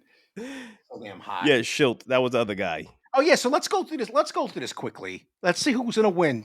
Let's play a little game here while we're at it. Okay. I mean, so NO, who this is who it is. It's Lindor, Ketel Marte, Ohtani. That's it. We know Ohtani's winning. AL, right? You agree with that, right? Yeah, Okay. Ohtani. Okay. Judge, Soto, and Bobby Witt Jr. Come on, guys. We know Judge is gonna win that. As much as I would like, yeah, probably. As long Dude, I want to go against the green because that's just who I am. No, let's not have Soto win because I don't jack up his fucking price by $100 million. No. I would like to see Bobby Witt Jr. Oh, win Bobby the Witt game. Jr. Okay, gotcha. Just because of that team. NL Cy Young, Chris Sale, Paul Skeens, and Zach Wheeler. I think it'll be Sale. Yeah. Because remember, no one wanted him. The Braves took a chance on him. 35 years old. He had a big time year. Yeah, he was 18 wins, a 18-3 or something. ERA. He led the NL with 225 strikeouts. It's the first. Oh shit! He won the Triple Crown, and and he had good metric, the analytic stats too. So there's that to consider because that is being considered now. Okay, AL Cy Young. Scooble. I can't believe fucking Seth Lugo's on this list. Bro. Yep, that's insane. I'm going with Scooble though. Yeah, and then Emmanuel Class was the other guy from the Guardians. Rookie of the Year, Jackson Churio, Jackson Merrill, and Paul Skeens. I would say Skeens probably. I'll go with Churio there. Yeah, the Mets saw. We got a good up close. That kid could play baseball. Playoffs. Yeah. AL, Colton Cowser. Yeah, I saw in person. Cowser. Luis Gill from the Yankees and Austin Wells too. Yeah, two Yankees are on there. Surprised by that. I'll go. I like Cowser there. Wow, that's crazy. I didn't realize there were two Yankees on there. And we already talked about Mendoza, Murphy, and Schilt. I'm actually going to pick Mendoza. I like Mendoza there. I think my heart says Mendoza, but I have a feeling that Murphy's going to win it. That's just my gut. AL is Hinch, Quattraro. Probably not even saying that now. Yeah, and then Stephen Voigt from the Guardians. For the go. I mean, if you really pick this the way you wanted to pick it, I just go back at the beginning of the year. I would look at these people who were they chosen to finish, and that's how I would pick my manager of the year. So that would be the Guardians or the Royals manager. Yeah, I mean, it's the same thing with the Mets. Nobody thought that this is going to happen. Speaking of managers, by the way. Oh, yeah, baby. I want to hear what you've been hearing from the fans. I know you Yankee fans hate it. Aaron Boone. Love every minute of it. Aaron Boone is going to return. LeeJay's pumping his fist like Jersey Shore. Aaron Boone's back for 2025. What's been the scuttlebutt since this was announced? Everyone they're mad. I'm happy that this is on the list because this brought me something I heard last week where I heard someone say the best thing the Yankees could do is blow it up. And I'm gonna try to find it because it's on X, and I'm gonna send it to you. Oh, I'm gonna do some hard work. I'm gonna do what you do on the internet. I'm gonna find this, and I'm gonna try to find this, and I'm gonna send this to you. And I'm saying to myself, this is what blowing it up looks like after a team that makes it to the World Series. Even if you say, well, they were missing this and they were missing that, I get it because there's no team. Listen, the Dodgers had a powerhouse. Mm-hmm. Yeah. And you got now like what we said before, now it looks more like their argument is, oh, they didn't play anybody, blah, blah, blah. Yo, it's not the Yankees' fault, man, that they're in there and this are the teams they had to play. They still made it to the World Series, and your answer is to blow it up? That's so stupid. You're not the fucking Marlins. You're stupid. You're really stupid. And your mom should disown you. And she should say, this is my son, he's dumb.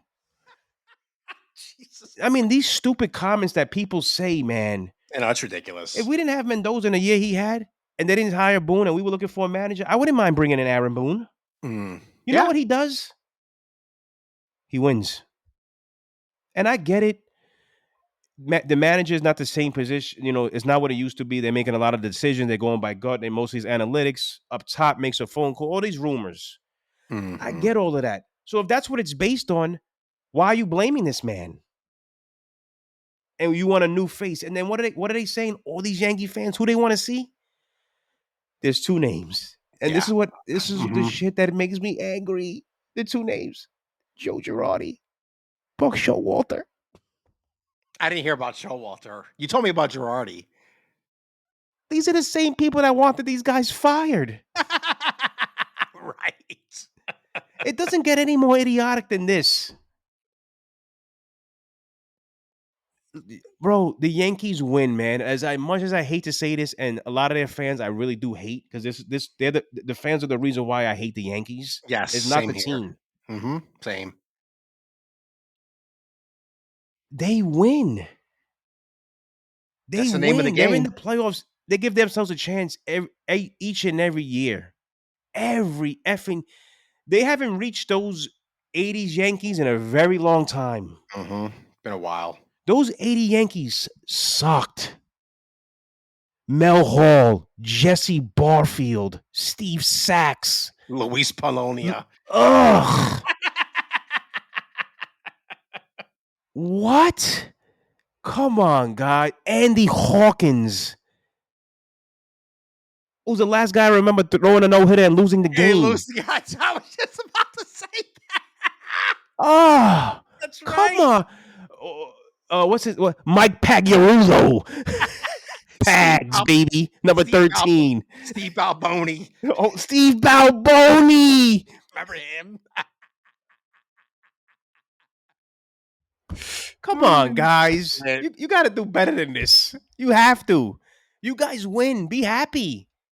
The year of another 27 championships probably is not going to happen. But that's the thing. The problem with, and listen, I'm not saying that the World Series shouldn't be our goal, right? But that's the problem with this mentality that it's either World Series winner or it's a failure. Yep. And I'm not saying that that's like, oh, you Mets fans have this loser mentality, because no, bro. I want the Mets to win the World Series every fucking year. Okay. But that's not reality. But that's not reality. So you have to like readjust your expectations for what your team does. And like LeeJay just said, you guys have fucking you're competitive every single year and do what is necessary to stay competitive. So That's it. It's really it really is that simple. But I don't know anything. I'm dumb. by the way, one thing I want to mention I didn't have on here. Did you see who the Yankees got for their play-by-play now? It's gonna be Dave Sims. Oh, I did see that. I saw that. I Yeah, saw that on X. I'm actually very happy. I like Dave Sims. I think he's a great like broadcaster. So they Obviously, actually didn't go. This is for the radio. yeah, for the radio. So they actually didn't go with did he call any games this year on the radio in place of For Sterling? Dave Sims. No, Yeah. because he does Seattle Mariners TV. Oh, so because they had, I guess they were auditioning these guys throughout the year. Oh, maybe he did come in then. I don't know. That's why I'm asking that. I know they had a It's couple possible. young kids there. Oh, maybe that's. But I Dave can't- Sims has I mean, he's a New York. He has guy, yeah. It's funny. Quick story about him, and Larry will appreciate this because it was with Larry. When him and I were in college at St. John's, Dave Sims used to have like a sports talk show type of thing. I forget where they recorded it. He'll tell me because Larry remembers everything. Larry, we love you, but you remember everything, which is a good trait to have. Rain Man. Yeah, it's a good trait to have. No, But, it is. I would love it. But we got tickets and because they had I think it's because they had Lou Carnesecca on. That's why. So if I'm not mistaken, when Louis was like able to like go outside and stuff, now they hide him because he's like 200 years old. But yeah, we got tickets and sat in the studio audience and stuff like that. So yeah, Dave Sims is great. So I'm happy they actually got somebody fucking competent to and that's likable to be like the play-by-play guy. It would actually make me listen to the games on the radio because you know how much I hate their TV guys. Like I would actually listen to Dave Sims call Yankees games because he's that good. I like him that much. So yeah, it's pretty cool. All right, NBA. basketball. The Nets giving Nets fans heart attacks by winning 5 games already I this told you, season. sir. This is why I'm I told you, bro. These players are gonna play hard, man. Yeah, dude, they're playing That's hard. exactly what. Listen, I'm not a Nets fan, but I've watched games, and I could appreciate. Besides a couple, maybe blowouts here or there, whatever. That's gonna happen. I could appreciate what I'm watching. I could admit that Yeah, they yeah. play So can hard. I. They play So for can each I. other. You can see that. Yeah, They're 5-6, 5-7. 5-7. So yeah, because they lost. Yeah, Yes, because they lost to the still Celtics last night. 5-7. And a couple of teams that they're beating, no one would have thought they would have beat them. Yeah, because they lost to the Celtics last night. Was it the Yeah, Celtics? lost to the Celtics last night. And they gave the fucking Cavaliers a game on Saturday, Yep. too. And I think what was it? They in between there or right before they beat Memphis. Yep, and they played the Celtics close in Boston the first time. They're playing They hard, did. man. You can't Yeah. take that from them. And sometimes as a fan, even if you lose, you're gonna be disappointed. But as long as you give effort, man, that's what fans appreciate. That I can speak. I'm speaking for myself. I get it, but fans appreciate effort, man. And you're not wasting your time or you're wasting your energy to watch the game either on TV or if you go travel to watch the game at Barclays. Yeah. That's I'm all all. about it, dude. And here's the thing. This was a great point that Larry brought up last week because him and I talked about the Nets just a little bit because, he sometimes does like the radio stats for the visiting team at these games. You can still get a decent draft pick by having a subpar season that's not like a lottery pick. Don't forget those envelopes. It's a fucking luck of the draw. It's not like the NFL where it's like you can still get a lottery pick and still win like 25 games. Like it's possible for that to happen. It's just about your scouting and your drafting and your luck at the draw. So just because these guys are winning fucking games doesn't mean like the sky's gonna fall. Like this is the shit I hate. We're never gonna be this podcast or these fans. These people on X that are actively rooting against the Nets every single game. Yeah. It's fucking it is so stupid. Like to me, as much as because you know how much I hate the 7 line. Because those people think that you're not the real fans.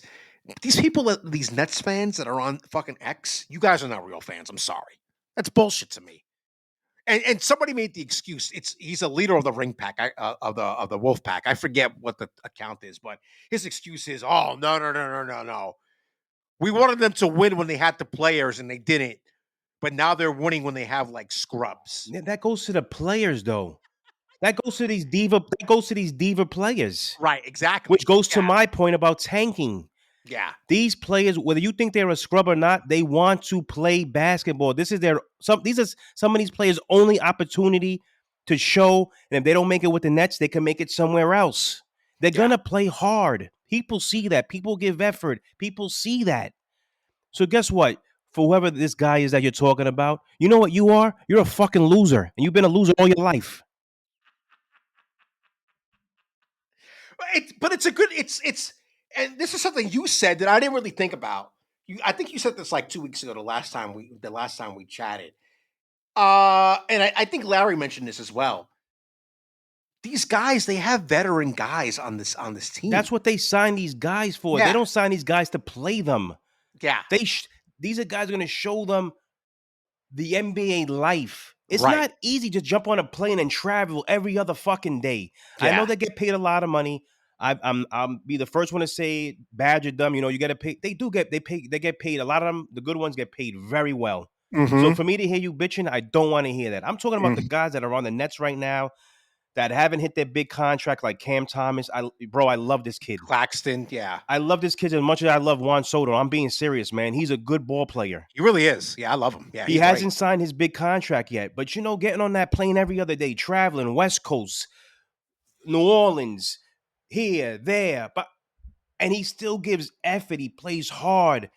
That, as a fan, that doesn't show you something? You're mad? You're a fucking loser. You should go play in traffic. That's where you belong. It's so idiotic, man. It's so idiotic. I don't get it, I bro. don't understand it. Because guess what? I would ask that young fella. You want them to lose? Who's the number one pick? Excuse Yeah, me? What did you say? The draft ain't what it used to be, guys. right. Ladies and gentlemen, the draft ain't what it used to be. There's no Shaq's guaranteed. There's no Tim Duncans where you could say that guy's the number one pick. Those days Mm-hmm. are over. You got to do your due diligence. You have to hire a good recruiting team. This team, it should be a group of, I don't know what, 5 to 10 individuals, men, women. It doesn't matter who it is. And all they should do is be hitting the ground once the season ends, all the way to this new season, all the way through that season. Traveling Yeah, overseas, going to every college game, who's coming out, and that's their job. And collectively, you sit down and you figure out, all right, we're in this position. We're going to take X, Y, Z. If we're here, boom, boom, boom. And that's how it should be. right. No one else should be worried about that. You should have a team of recruiters. That's it. But for you to want your team to lose, even though they're giving effort, you're a loser. You're a bum. That I doesn't don't make get sense it. to me, bro. It doesn't. I'm I sorry. don't get it. That's not my mentality. It's funny because I stumbled upon. I'll find the account. I'm not gonna do it now. I stumbled upon the account because I was on our account, just like looking, scrolling, watching it. I think it was the first Celtics game is when I found this guy. And I'm like, is this like a parody account? That's what I thought. This is a joke. But no, the guy was like legitimately pissed that they were playing well against the Celtics. Like, what? I wanted to see that upset. Like, come on, what are we doing here? I mean, I would ask that guy, like, what do you want them to do? What would you like to watch on television as you're watching them? Because you're clearly watching them. He is. What do Yeah. you want them to exactly do to make, like, throw the ball over the rim on purpose on a layup, dribble the ball and run right out of bounds? Like, what do you want them to do? Because if that stuff is done, I'm pretty sure they could probably get fined for stuff like that. If that's Oh yeah. what's that league in the baseball? That banana league, whatever that thing's called. Oh yeah, the Savannah Bananas. The Savannah Nets. Is that what you want them to do? Throw the ball off each other's backs and it goes out of bounds, and at the end of the day, they score maybe 10 points and they lose 120 to 10. That's what you want? Is that what you want? Come on, man. This is. I'm not talking about this anymore. He doesn't. Well, here's what he wants. I'll tell you what he wants. He doesn't want any of these guys to be playing. He doesn't want like a shoulder to all these veterans like that are there. Doesn't want them to be playing.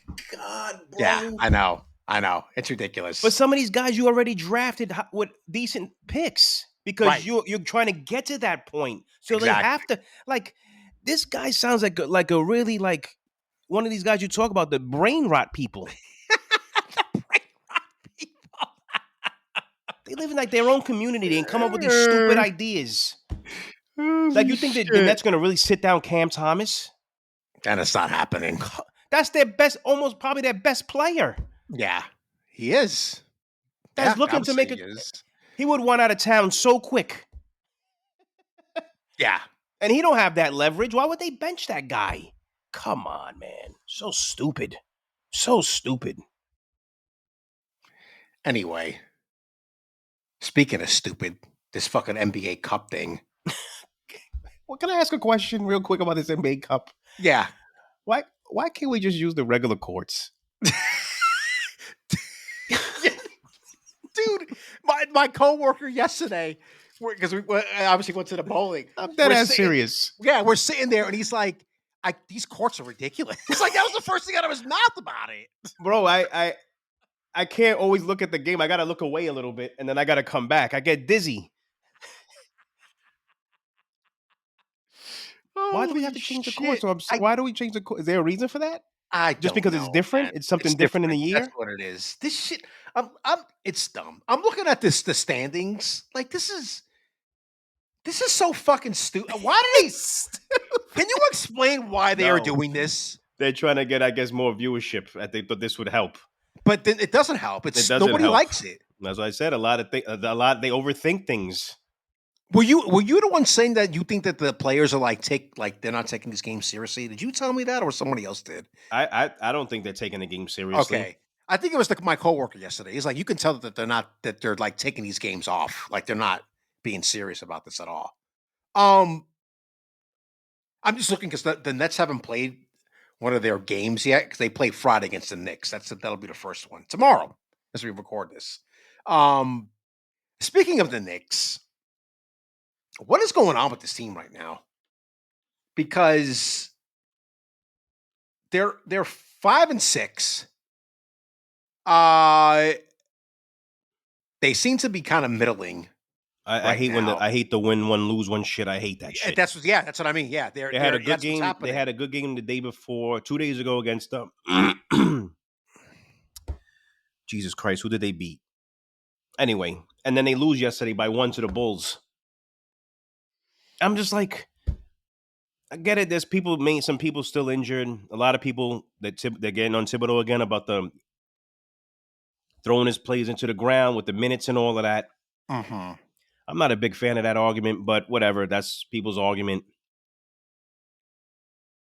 I just think that they have too much talent not to figure out, yo, we got to get this chemistry going, man. The talent's there.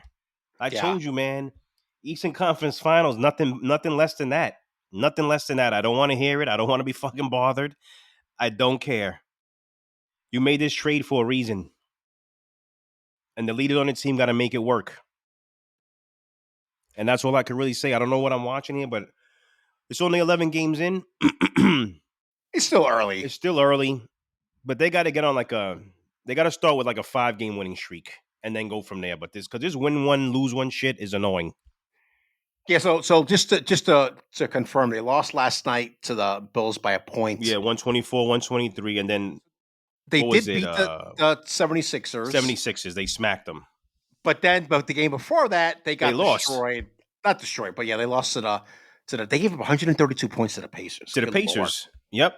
Where the fuck was the defense in that game? And Holy that's what's shit, been bro. also lacking with them this year. The defense, which was one of their stable points last year, was the defense.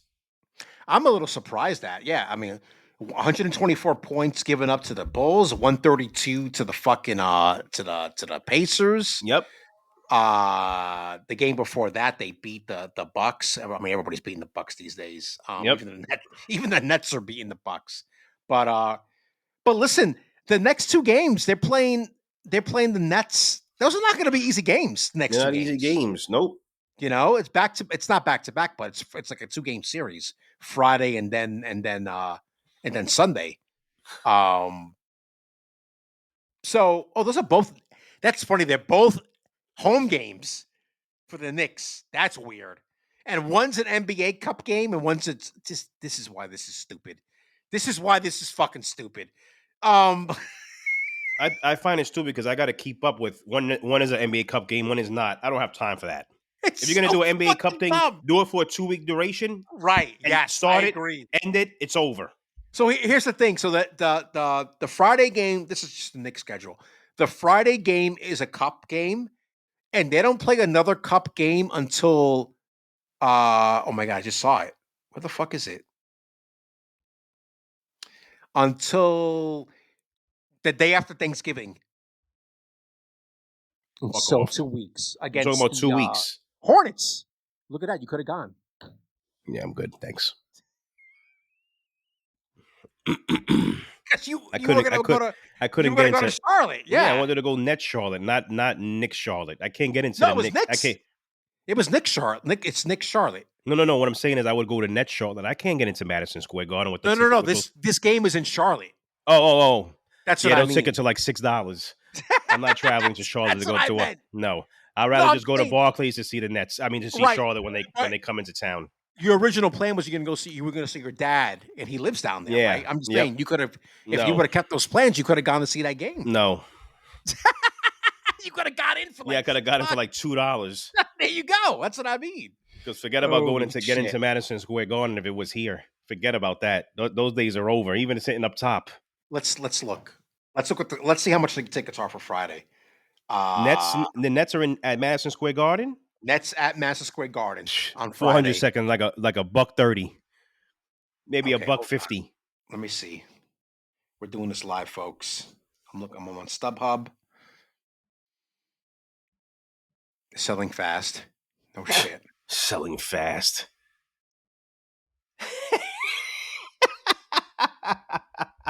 Let me just do for one ticket. 400 section, right? Because we got to start there. No, this is in the 200 section. I'm kind of surprised by this. Take a guess. $99. No, no, it's above 100 though. 150.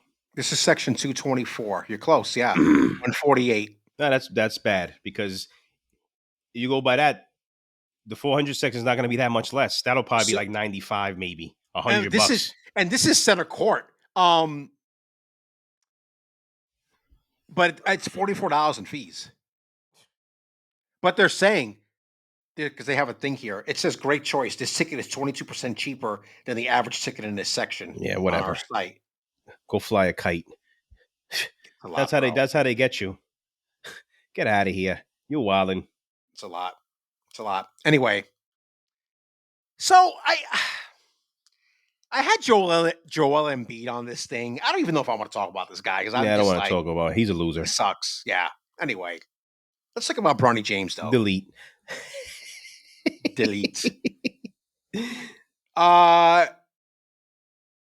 Let me bring up the story because I brought it up before because this whole thing is just hilarious to me.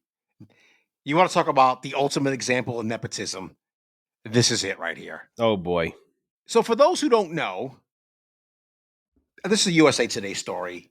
Shout out to Lorenzo Reyes and Jeff Zilgett. What a name. So Bronny James is headed to the G League, but he won't be far from home. The Lakers have assigned the 20-year-old rookie guard, son of teammate and the NBA All-Star leading scorer LeBron James. Thanks, guys. To the South Bay. Yeah, to the South Bay Lakers. Thank you for your service. Where the current plan is. Oh, thank you for your service. It was just Veterans Day. Thank you. Sir.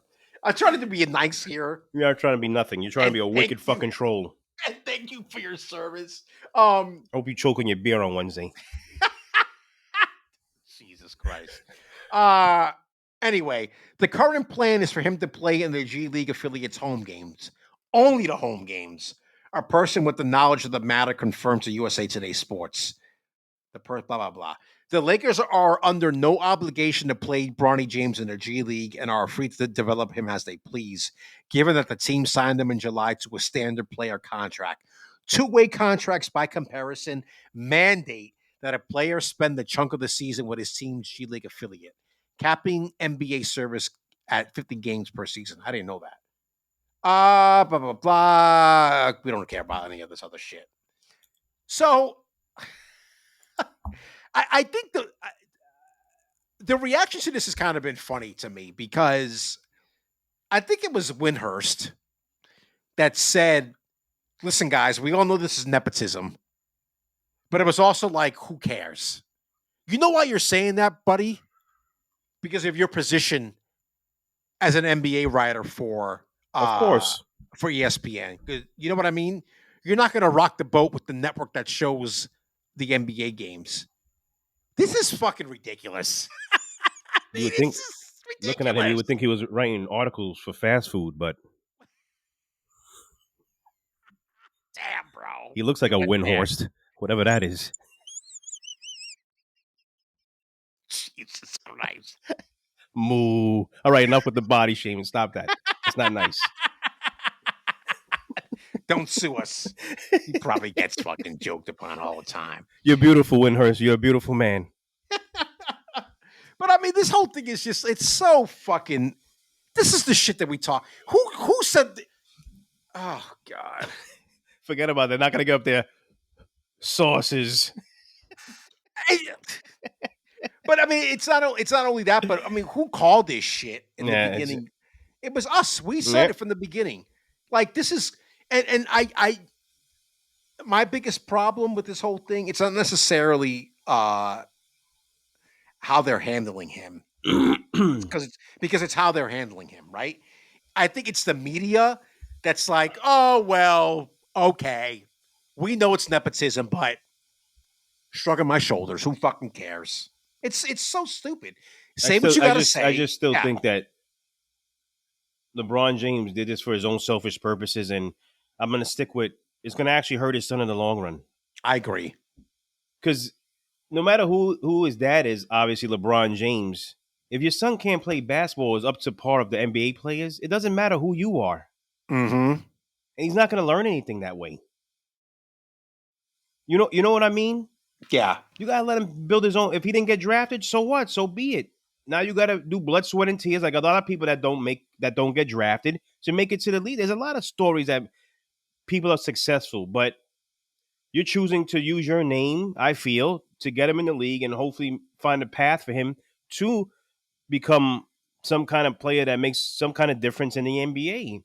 And I think it's wrong. And dude, the stats don't add up. Look. I mean, look. He appeared in six. He's appeared in 6 NBA games, right? He's only scored 2 points. That's his. On Oh no, that's his. How many total points he scored in 6 games? Yes. Yeah. Jesus. On 1 of 6 shooting over 16 minutes played. 2 Damn, assists and 1 I'm scoring rebound. at least. I'm chucking that ball. I get it. I'm scoring at least 10 points. And the thing is, but here's the thing, dude. When he made his G League debut November 9th. So what's that? 5 days ago, right? Yeah. 5 days ago from when we recorded this. He only scored 6 points on 2 of 9 shooting, and he missed all 4 of his 3-point attempts. Like, you know what I mean? I watched a few of his games in college, and I didn't see it, but right, yeah, we talked about this, right? Yeah, and what was it that debut? The tickets were going for $200 on the secondary market. What are we doing here? Yeah, what are we doing here is right. I don't know, man. And the guys, I didn't realize this until today. I must have totally forgot about it. He's got a 4-year. It's a 4-year contract. It's a 4-year contract. I wonder if they guaranteed that because second round picks are not guaranteed. Their contracts aren't guaranteed. They said he signed to a standard contract. So is that another reason why? Because he's his son, his contract got guaranteed? Yeah. His contract is fully guaranteed for 4 years and $7.9 million. Well, that's good because you know what? You never know. He's pretty poor. You know, him and his family, they're poor. I'm pretty sure they're buying the block cheese and the cereal boxes that are white boxes with black lettering that say cornflakes, spelled with a K. Holy shit, bro. So, you know, I feel sorry for them. That's hilarious. Yeah, I just thought we should bring that up because we talked about Bronny in the early episodes of this. I think he actually came up in our test episodes, if I'm not mistaken. Mm-hmm. He did. Yeah. Anyway. All right. Our last topic. To answer your question, no.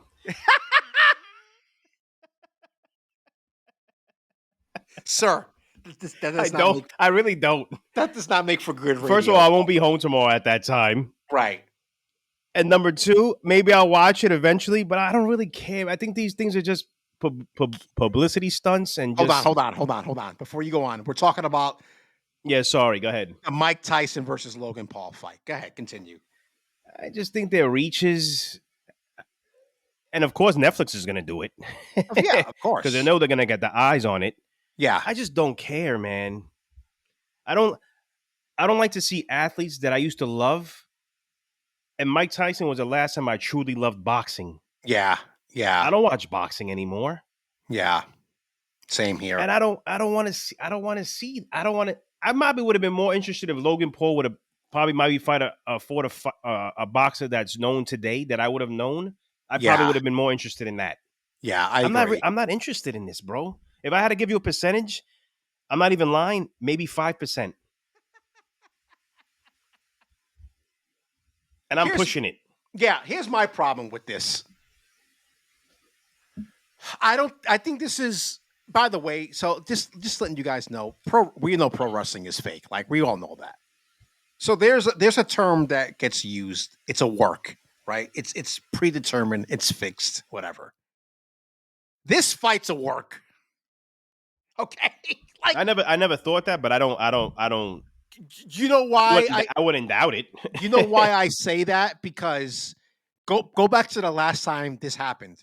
Mayweather versus Conor McGregor.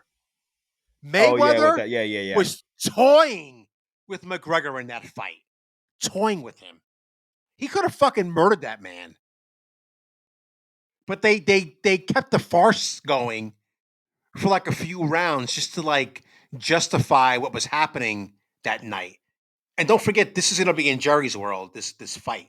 There's an undercard as well. Like there are legit fights happening. Yeah, there's There's like I think two women champions or something like that. A championship for the women's belt or something. But like this, first of all, this fight's not going to start till like almost 1:00 in the mornings. You know how this goes with this stuff. Mm-hmm. That's the problem I have with it. I just don't think this is like legit competition. Yeah, I truly don't believe that. I definitely, I agree. I could agree with that too. I just think it's stupid. Yeah, it's just like who asked for this? I guess is my question. I really do believe that Netflix is going to blow up tomorrow. Oh yeah, they're going to get a lot of. They might get a lot of where everybody's trying to get on at once, so sometimes somebody's gonna freeze. Yeah, they may black out and be like, Netflix at this moment is not working. To troubleshoot, call this number or try to reload and try to do pop up. I feel that's going to happen a lot, and we're going to see it on X, and I'm here for it. Yeah, I'll let you know. Fuck you, Netflix!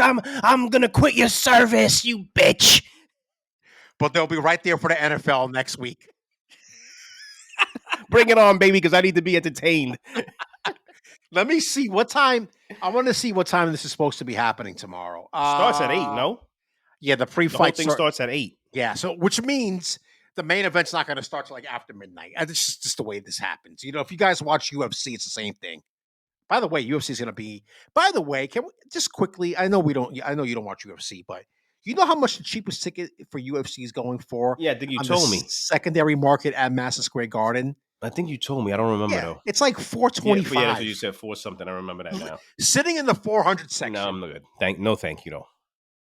This is Bones. Yeah, John Jones Bones is back. Yeah, that's why. That's the reason why. I think he was at the Knicks game yesterday. I wouldn't be surprised. Or a couple days ago. By the way, speaking of which, did you one last quick thing, which I thought was cool, but that Hart did. Did you see the guy on X that shared where he was sitting up top at the one of the last Knicks games, and the guy said on Twitter because he was getting made fun of because he was sitting way up on the bridge, right? Mm-hmm, mm-hmm. So apparently Hart DM'd him.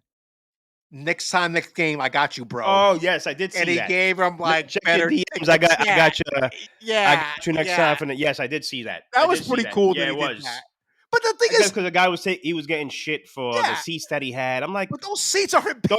Those seats, and plus those seats, they're still expensive. Yeah, exactly. Everybody can't fucking sit courtside. It's so ridiculous. You know why you could probably sit courtside? You're DMing this guy trying to, rip him a new one or make fun of him. You probably still live in your fucking mom's basement. Exactly. Paying you for your $950 car payment that has rims, you fucking idiot. Get out. Fuck off, man. People are scum. God, we're scum. The human race is scum. Like, you making mocking this guy for what he said. What did that do for you? Yeah. I'm trying to figure that out. That's a good point. Did you get paid for that? Golly. Because if people are getting paid for being assholes, sign me the fuck up. Because I could be a real prick. I don't need no training. I was born with that. Exactly. Holy shit, man. Jesus Christ. Anyway. Guy getting made fun of for actually having a decent view of the fucking court. Like, come on, guys. Boy. What are we doing here? All right. Losers. Time for our Mount Rushmore. We're really changing it up for this one. This is a little weird one. I don't know why this popped into my head, but it's a Mount Rushmore of school subjects. This was a tough one for me because I hated school. I had a difficult time remembering the subjects I went to and went for. Shit. This actually came this pretty his fucking wheelhouse, everybody. Yeah, it is. Sorry. Listen, this is why we switch off every week or whatever. Do you want to go first with John Robinson died. John Robinson? Who's that? You Google him. You know who it is. Now. NFL coach. Oh, gotcha. I just looked when you said that. I looked at my TV. All right, so Yeah, go ahead. It is a subject, so gym counts, right? Oh my fucking God. I knew it. I knew you were gonna do this. And I was thinking today, I was like, this motherfucker, I should tell him gym doesn't count. I didn't tell you that. So guess what? It counts. Unfucking believable. It was my favorite subject. It should be number one, but I just wrote it down. And I knew how to answer the question because I put it in quotation marks. Oh my God. Because I knew you would say that. What a piece of shit. Is it all right? Now we got that out. Now we got the The real shit. the real ones. Even though that is real. I only took this a couple times in school, but I actually liked it. It interests me. Was like, how would you call this? I guess health ed. Oh yeah. Yeah. That's a good one. There was a lot of interesting topics in there, from even pregnancy, because I went to college for early childhood education, so that kind of played into it. Which still boggles my mind, by the way. Yeah, I have a little 2-year degree in that, everybody. So fuck off. This fucking guy right here with the fucking Brooklyn accent and all that. Early childhood, baby. I was gonna take care of your kid.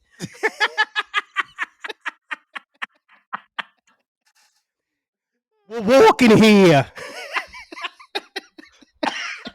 Holy shit, I'm dead. Yeah, so health ed, I like that. I don't know, I liked it. It was that's a good. a lot of interesting stuff. My first time I took that, I think I was in 8th grade in 126, and then I took it one more time in high school. Yeah, that was the first time I took health ed. Was in 126. I don't remember the teach because it was always the same teach. Because remember, there was only one class of that. Yeah. It was an older guy with white hair. I think it was an older. Yes, that I remember. Yeah. I can't remember his name though. Anyway, number 2. The 2 might surprise you, even though there's not many subjects you could pick from. Sure. Was social studies. I like social studies. I like whatever involved with social studies. Anything that you want to loop into there. Yeah, it's a lot. Yeah. It's a lot. Yeah. Because there's different things that you could take from it. Yeah. But I liked it. Okay. And number 1 is not always the best. I try to learn every day, but I do like English. It was my favorite subject. Don't tell me how I got there. Not with that accent. Hey, get my coffee. And not with his spelling in his text.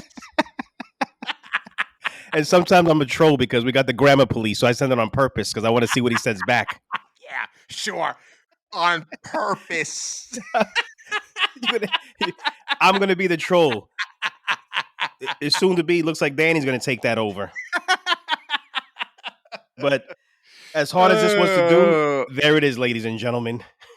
We will never do this again. Okay. Well, yeah, I mean, we only do these topics once, so you're right. We're not gonna... Thank God there was so many subjects in school because I couldn't do this again. So for me, what was something you really hated though? Math. Oh yeah, same here. Math or anything to do with math, science. Oh my God. So I like the science. So I'm gonna get into the science. By the way, for the teachers that always said you're not gonna have a calculator in your pocket, guess what, motherfucker? We live and die by that. Guess what? Right here. And guess what? This Apple. Do you remember how much those scientific calculators were? I just bought my son one. It was $137. Guess what? On this, I can change this to be a scientific calculator. You waited to do that all day, huh? Look at this shit. It's you waited to do that. You waited to do that all day, huh? I can press a button and make this. Get the fuck out of here. Fuck all your fucking math teachers. Seriously. I still want to know. Can you explain to me why we took earth science? But that's on my list, man. Come on. That is one of my sucked. I remember Mr. Jackson in 8th grade. What a piece of shit he was. He's probably dead. I had Mr. Wurzel. Mr. Wurzel sounds familiar. He's probably dead too. He probably no. I think he is. He used to play handball with the kids in the morning. But yeah, so earth science is one of mine. I don't know. I'm somebody who's very fascinated with like natural disasters and shit, earthquakes and like volcanoes and the weather and stuff like that. I've always there's a lot. Let me be honest. There's a lot of shit about that I don't like the rocks and that. Who cares about that?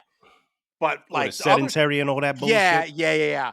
But like the weather stuff and like the volcanoes and like the earthquakes and stuff like that. I'm a big fan of that. Like I love that shit. I'm always fascinated by that. That's why I'm always fascinated when we have an earthquake here in the Northeast because it doesn't happen very Yeah, often. you can miss me with that bullshit. So like you, social studies, um, because there are so many variants of it. I think for me it was always like the history part of it. Mm-hmm. That was probably the thing that always stood out to me the most about social studies. I remember in 126, I think like one half of the semester was dedicated to like American history. Then they would do like world history, like the second part of it and stuff like that. And you kind of went through different, you learn Mm-hmm. different things in social studies every single year. At least that's the way it worked for us in middle, junior high school. So um social studies is definitely up there. Second thing, I don't think this is gonna number two is gonna surprise anybody, but this is something I took in high school. It was creative writing. Oh, creative writing. Yep. I took that. I Uh actually took that at 126 too. yeah, so did I, and I took it in high school. Guys, I was a journalist. So that's gonna be like up there for me. And I'll never forget, um, it was in high school where the creative writing class I was taking, the teacher told me because I was getting like, come on, I mean, I'm not gonna brag, but I was getting like A's and shit. And the teacher pulled me aside and said, she told me that I was gonna make my money as an adult writing. Oh, I thought she was gonna say stripping. Piece of shit. What a piece of shit. You- anyway, yeah, she said it was gonna be as a writer. She never said like what kind of writing it would be. It would eventually be journalism. But that was it was like taking the creative writing and taking the actual my first journalism class in high school. That's very like because that actually turned into something for me, like a career. And even to this day, what I do involves a lot of writing. So anyway, and Children, then if there's any children listening to this and their parents allowed them to listen to this, you should take his path because I don't remember high school. that's All I remember hilarious. was the month of March and how me and Rob used to cut and watch March Madness. I never went to school for the month of March. I missed. I went from February and then went back to school in April, right before the end of the year. So high school's like a blur to me. Oh my god. Final subject, English, like you. Uh I don't know. I mean that was the foundation for what I do today. But also, I don't know, in high school we were taking, you would read a book and like analyze it, you know, this which way and the which that's not the right way you say that phrase, but yeah, like I don't know. That was kind of like where I think a lot of my love for reading came from too was in English class and reading those like classic books and like discussing them and stuff. But yeah, I would say too like some honorable mentions when I got to college. I did like philosophy class uh I at like St. psych. John. I like psych. Yeah, psych Psychology. was good too.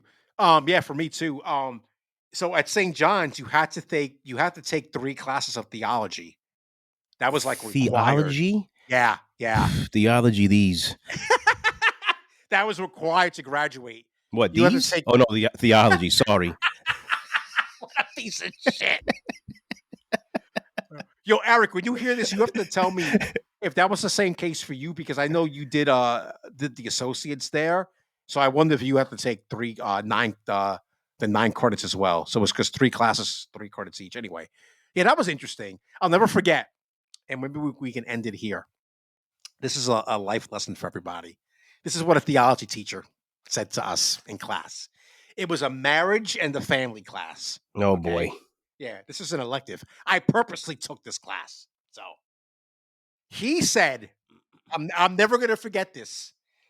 If you're married you're gonna get divorced. and you cheat on your spouse, never tell them.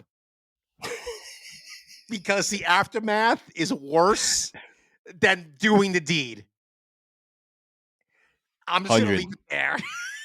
LeeJay's like, I'm not even gonna comment on that. This is a professor. He wasn't a priest that said this. He was like but he was a theology. This was a professor of theology telling this to us when I was in college. If you cheat, you keep your fucking mouth shut. You don't do it anymore, and you move on. That's it. Don't say anything.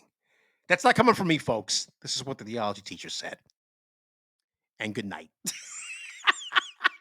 That's gonna do it. No, what are you gonna say? You gonna say something? No, I was gonna say I really wanted to end there, but I just want honorable mention on my because I want to hear what you got to say because I know what you're gonna say. Just to be funny. Say it. No, say it. I like biology, but for only one particular class, and that was when we had to cut open the frog. Oh, I knew that was going there. I hated that sick shit, bro. fuck. That shit stunk. Oh man, I loved every minute of that shit. Oh, because it's in that liquid, the chlorified. Oh, I remember what the hell was his name, Mr. Anyway, he goes, LeeJay, there's no way on that diagram that it says to start the cut at his throat. Oh my fucking God. We're done. You have issues, sir. Good night. Oh boy. Oh God. That's gonna do it for this week, folks. Listen, don't forget, we are going to be back at you on Tuesday because we're going to record an episode on Monday. So you won't have to wait long to hear from us again. Pretty soon my background will be a little better. Oh, yeah, that's right. Trying to start looking in stores for some setup. Yeah, I might put my hats in the background. I'm not sure yet. Trying to figure some stuff out. Yeah, I like that. That's good. That's going to be good. So watch us on YouTube, motherfuckers. We need more people there. Anyway, this is Will Hernandez for Mr. LeeJay Parilla, and we will see you next week. Peace out. Later.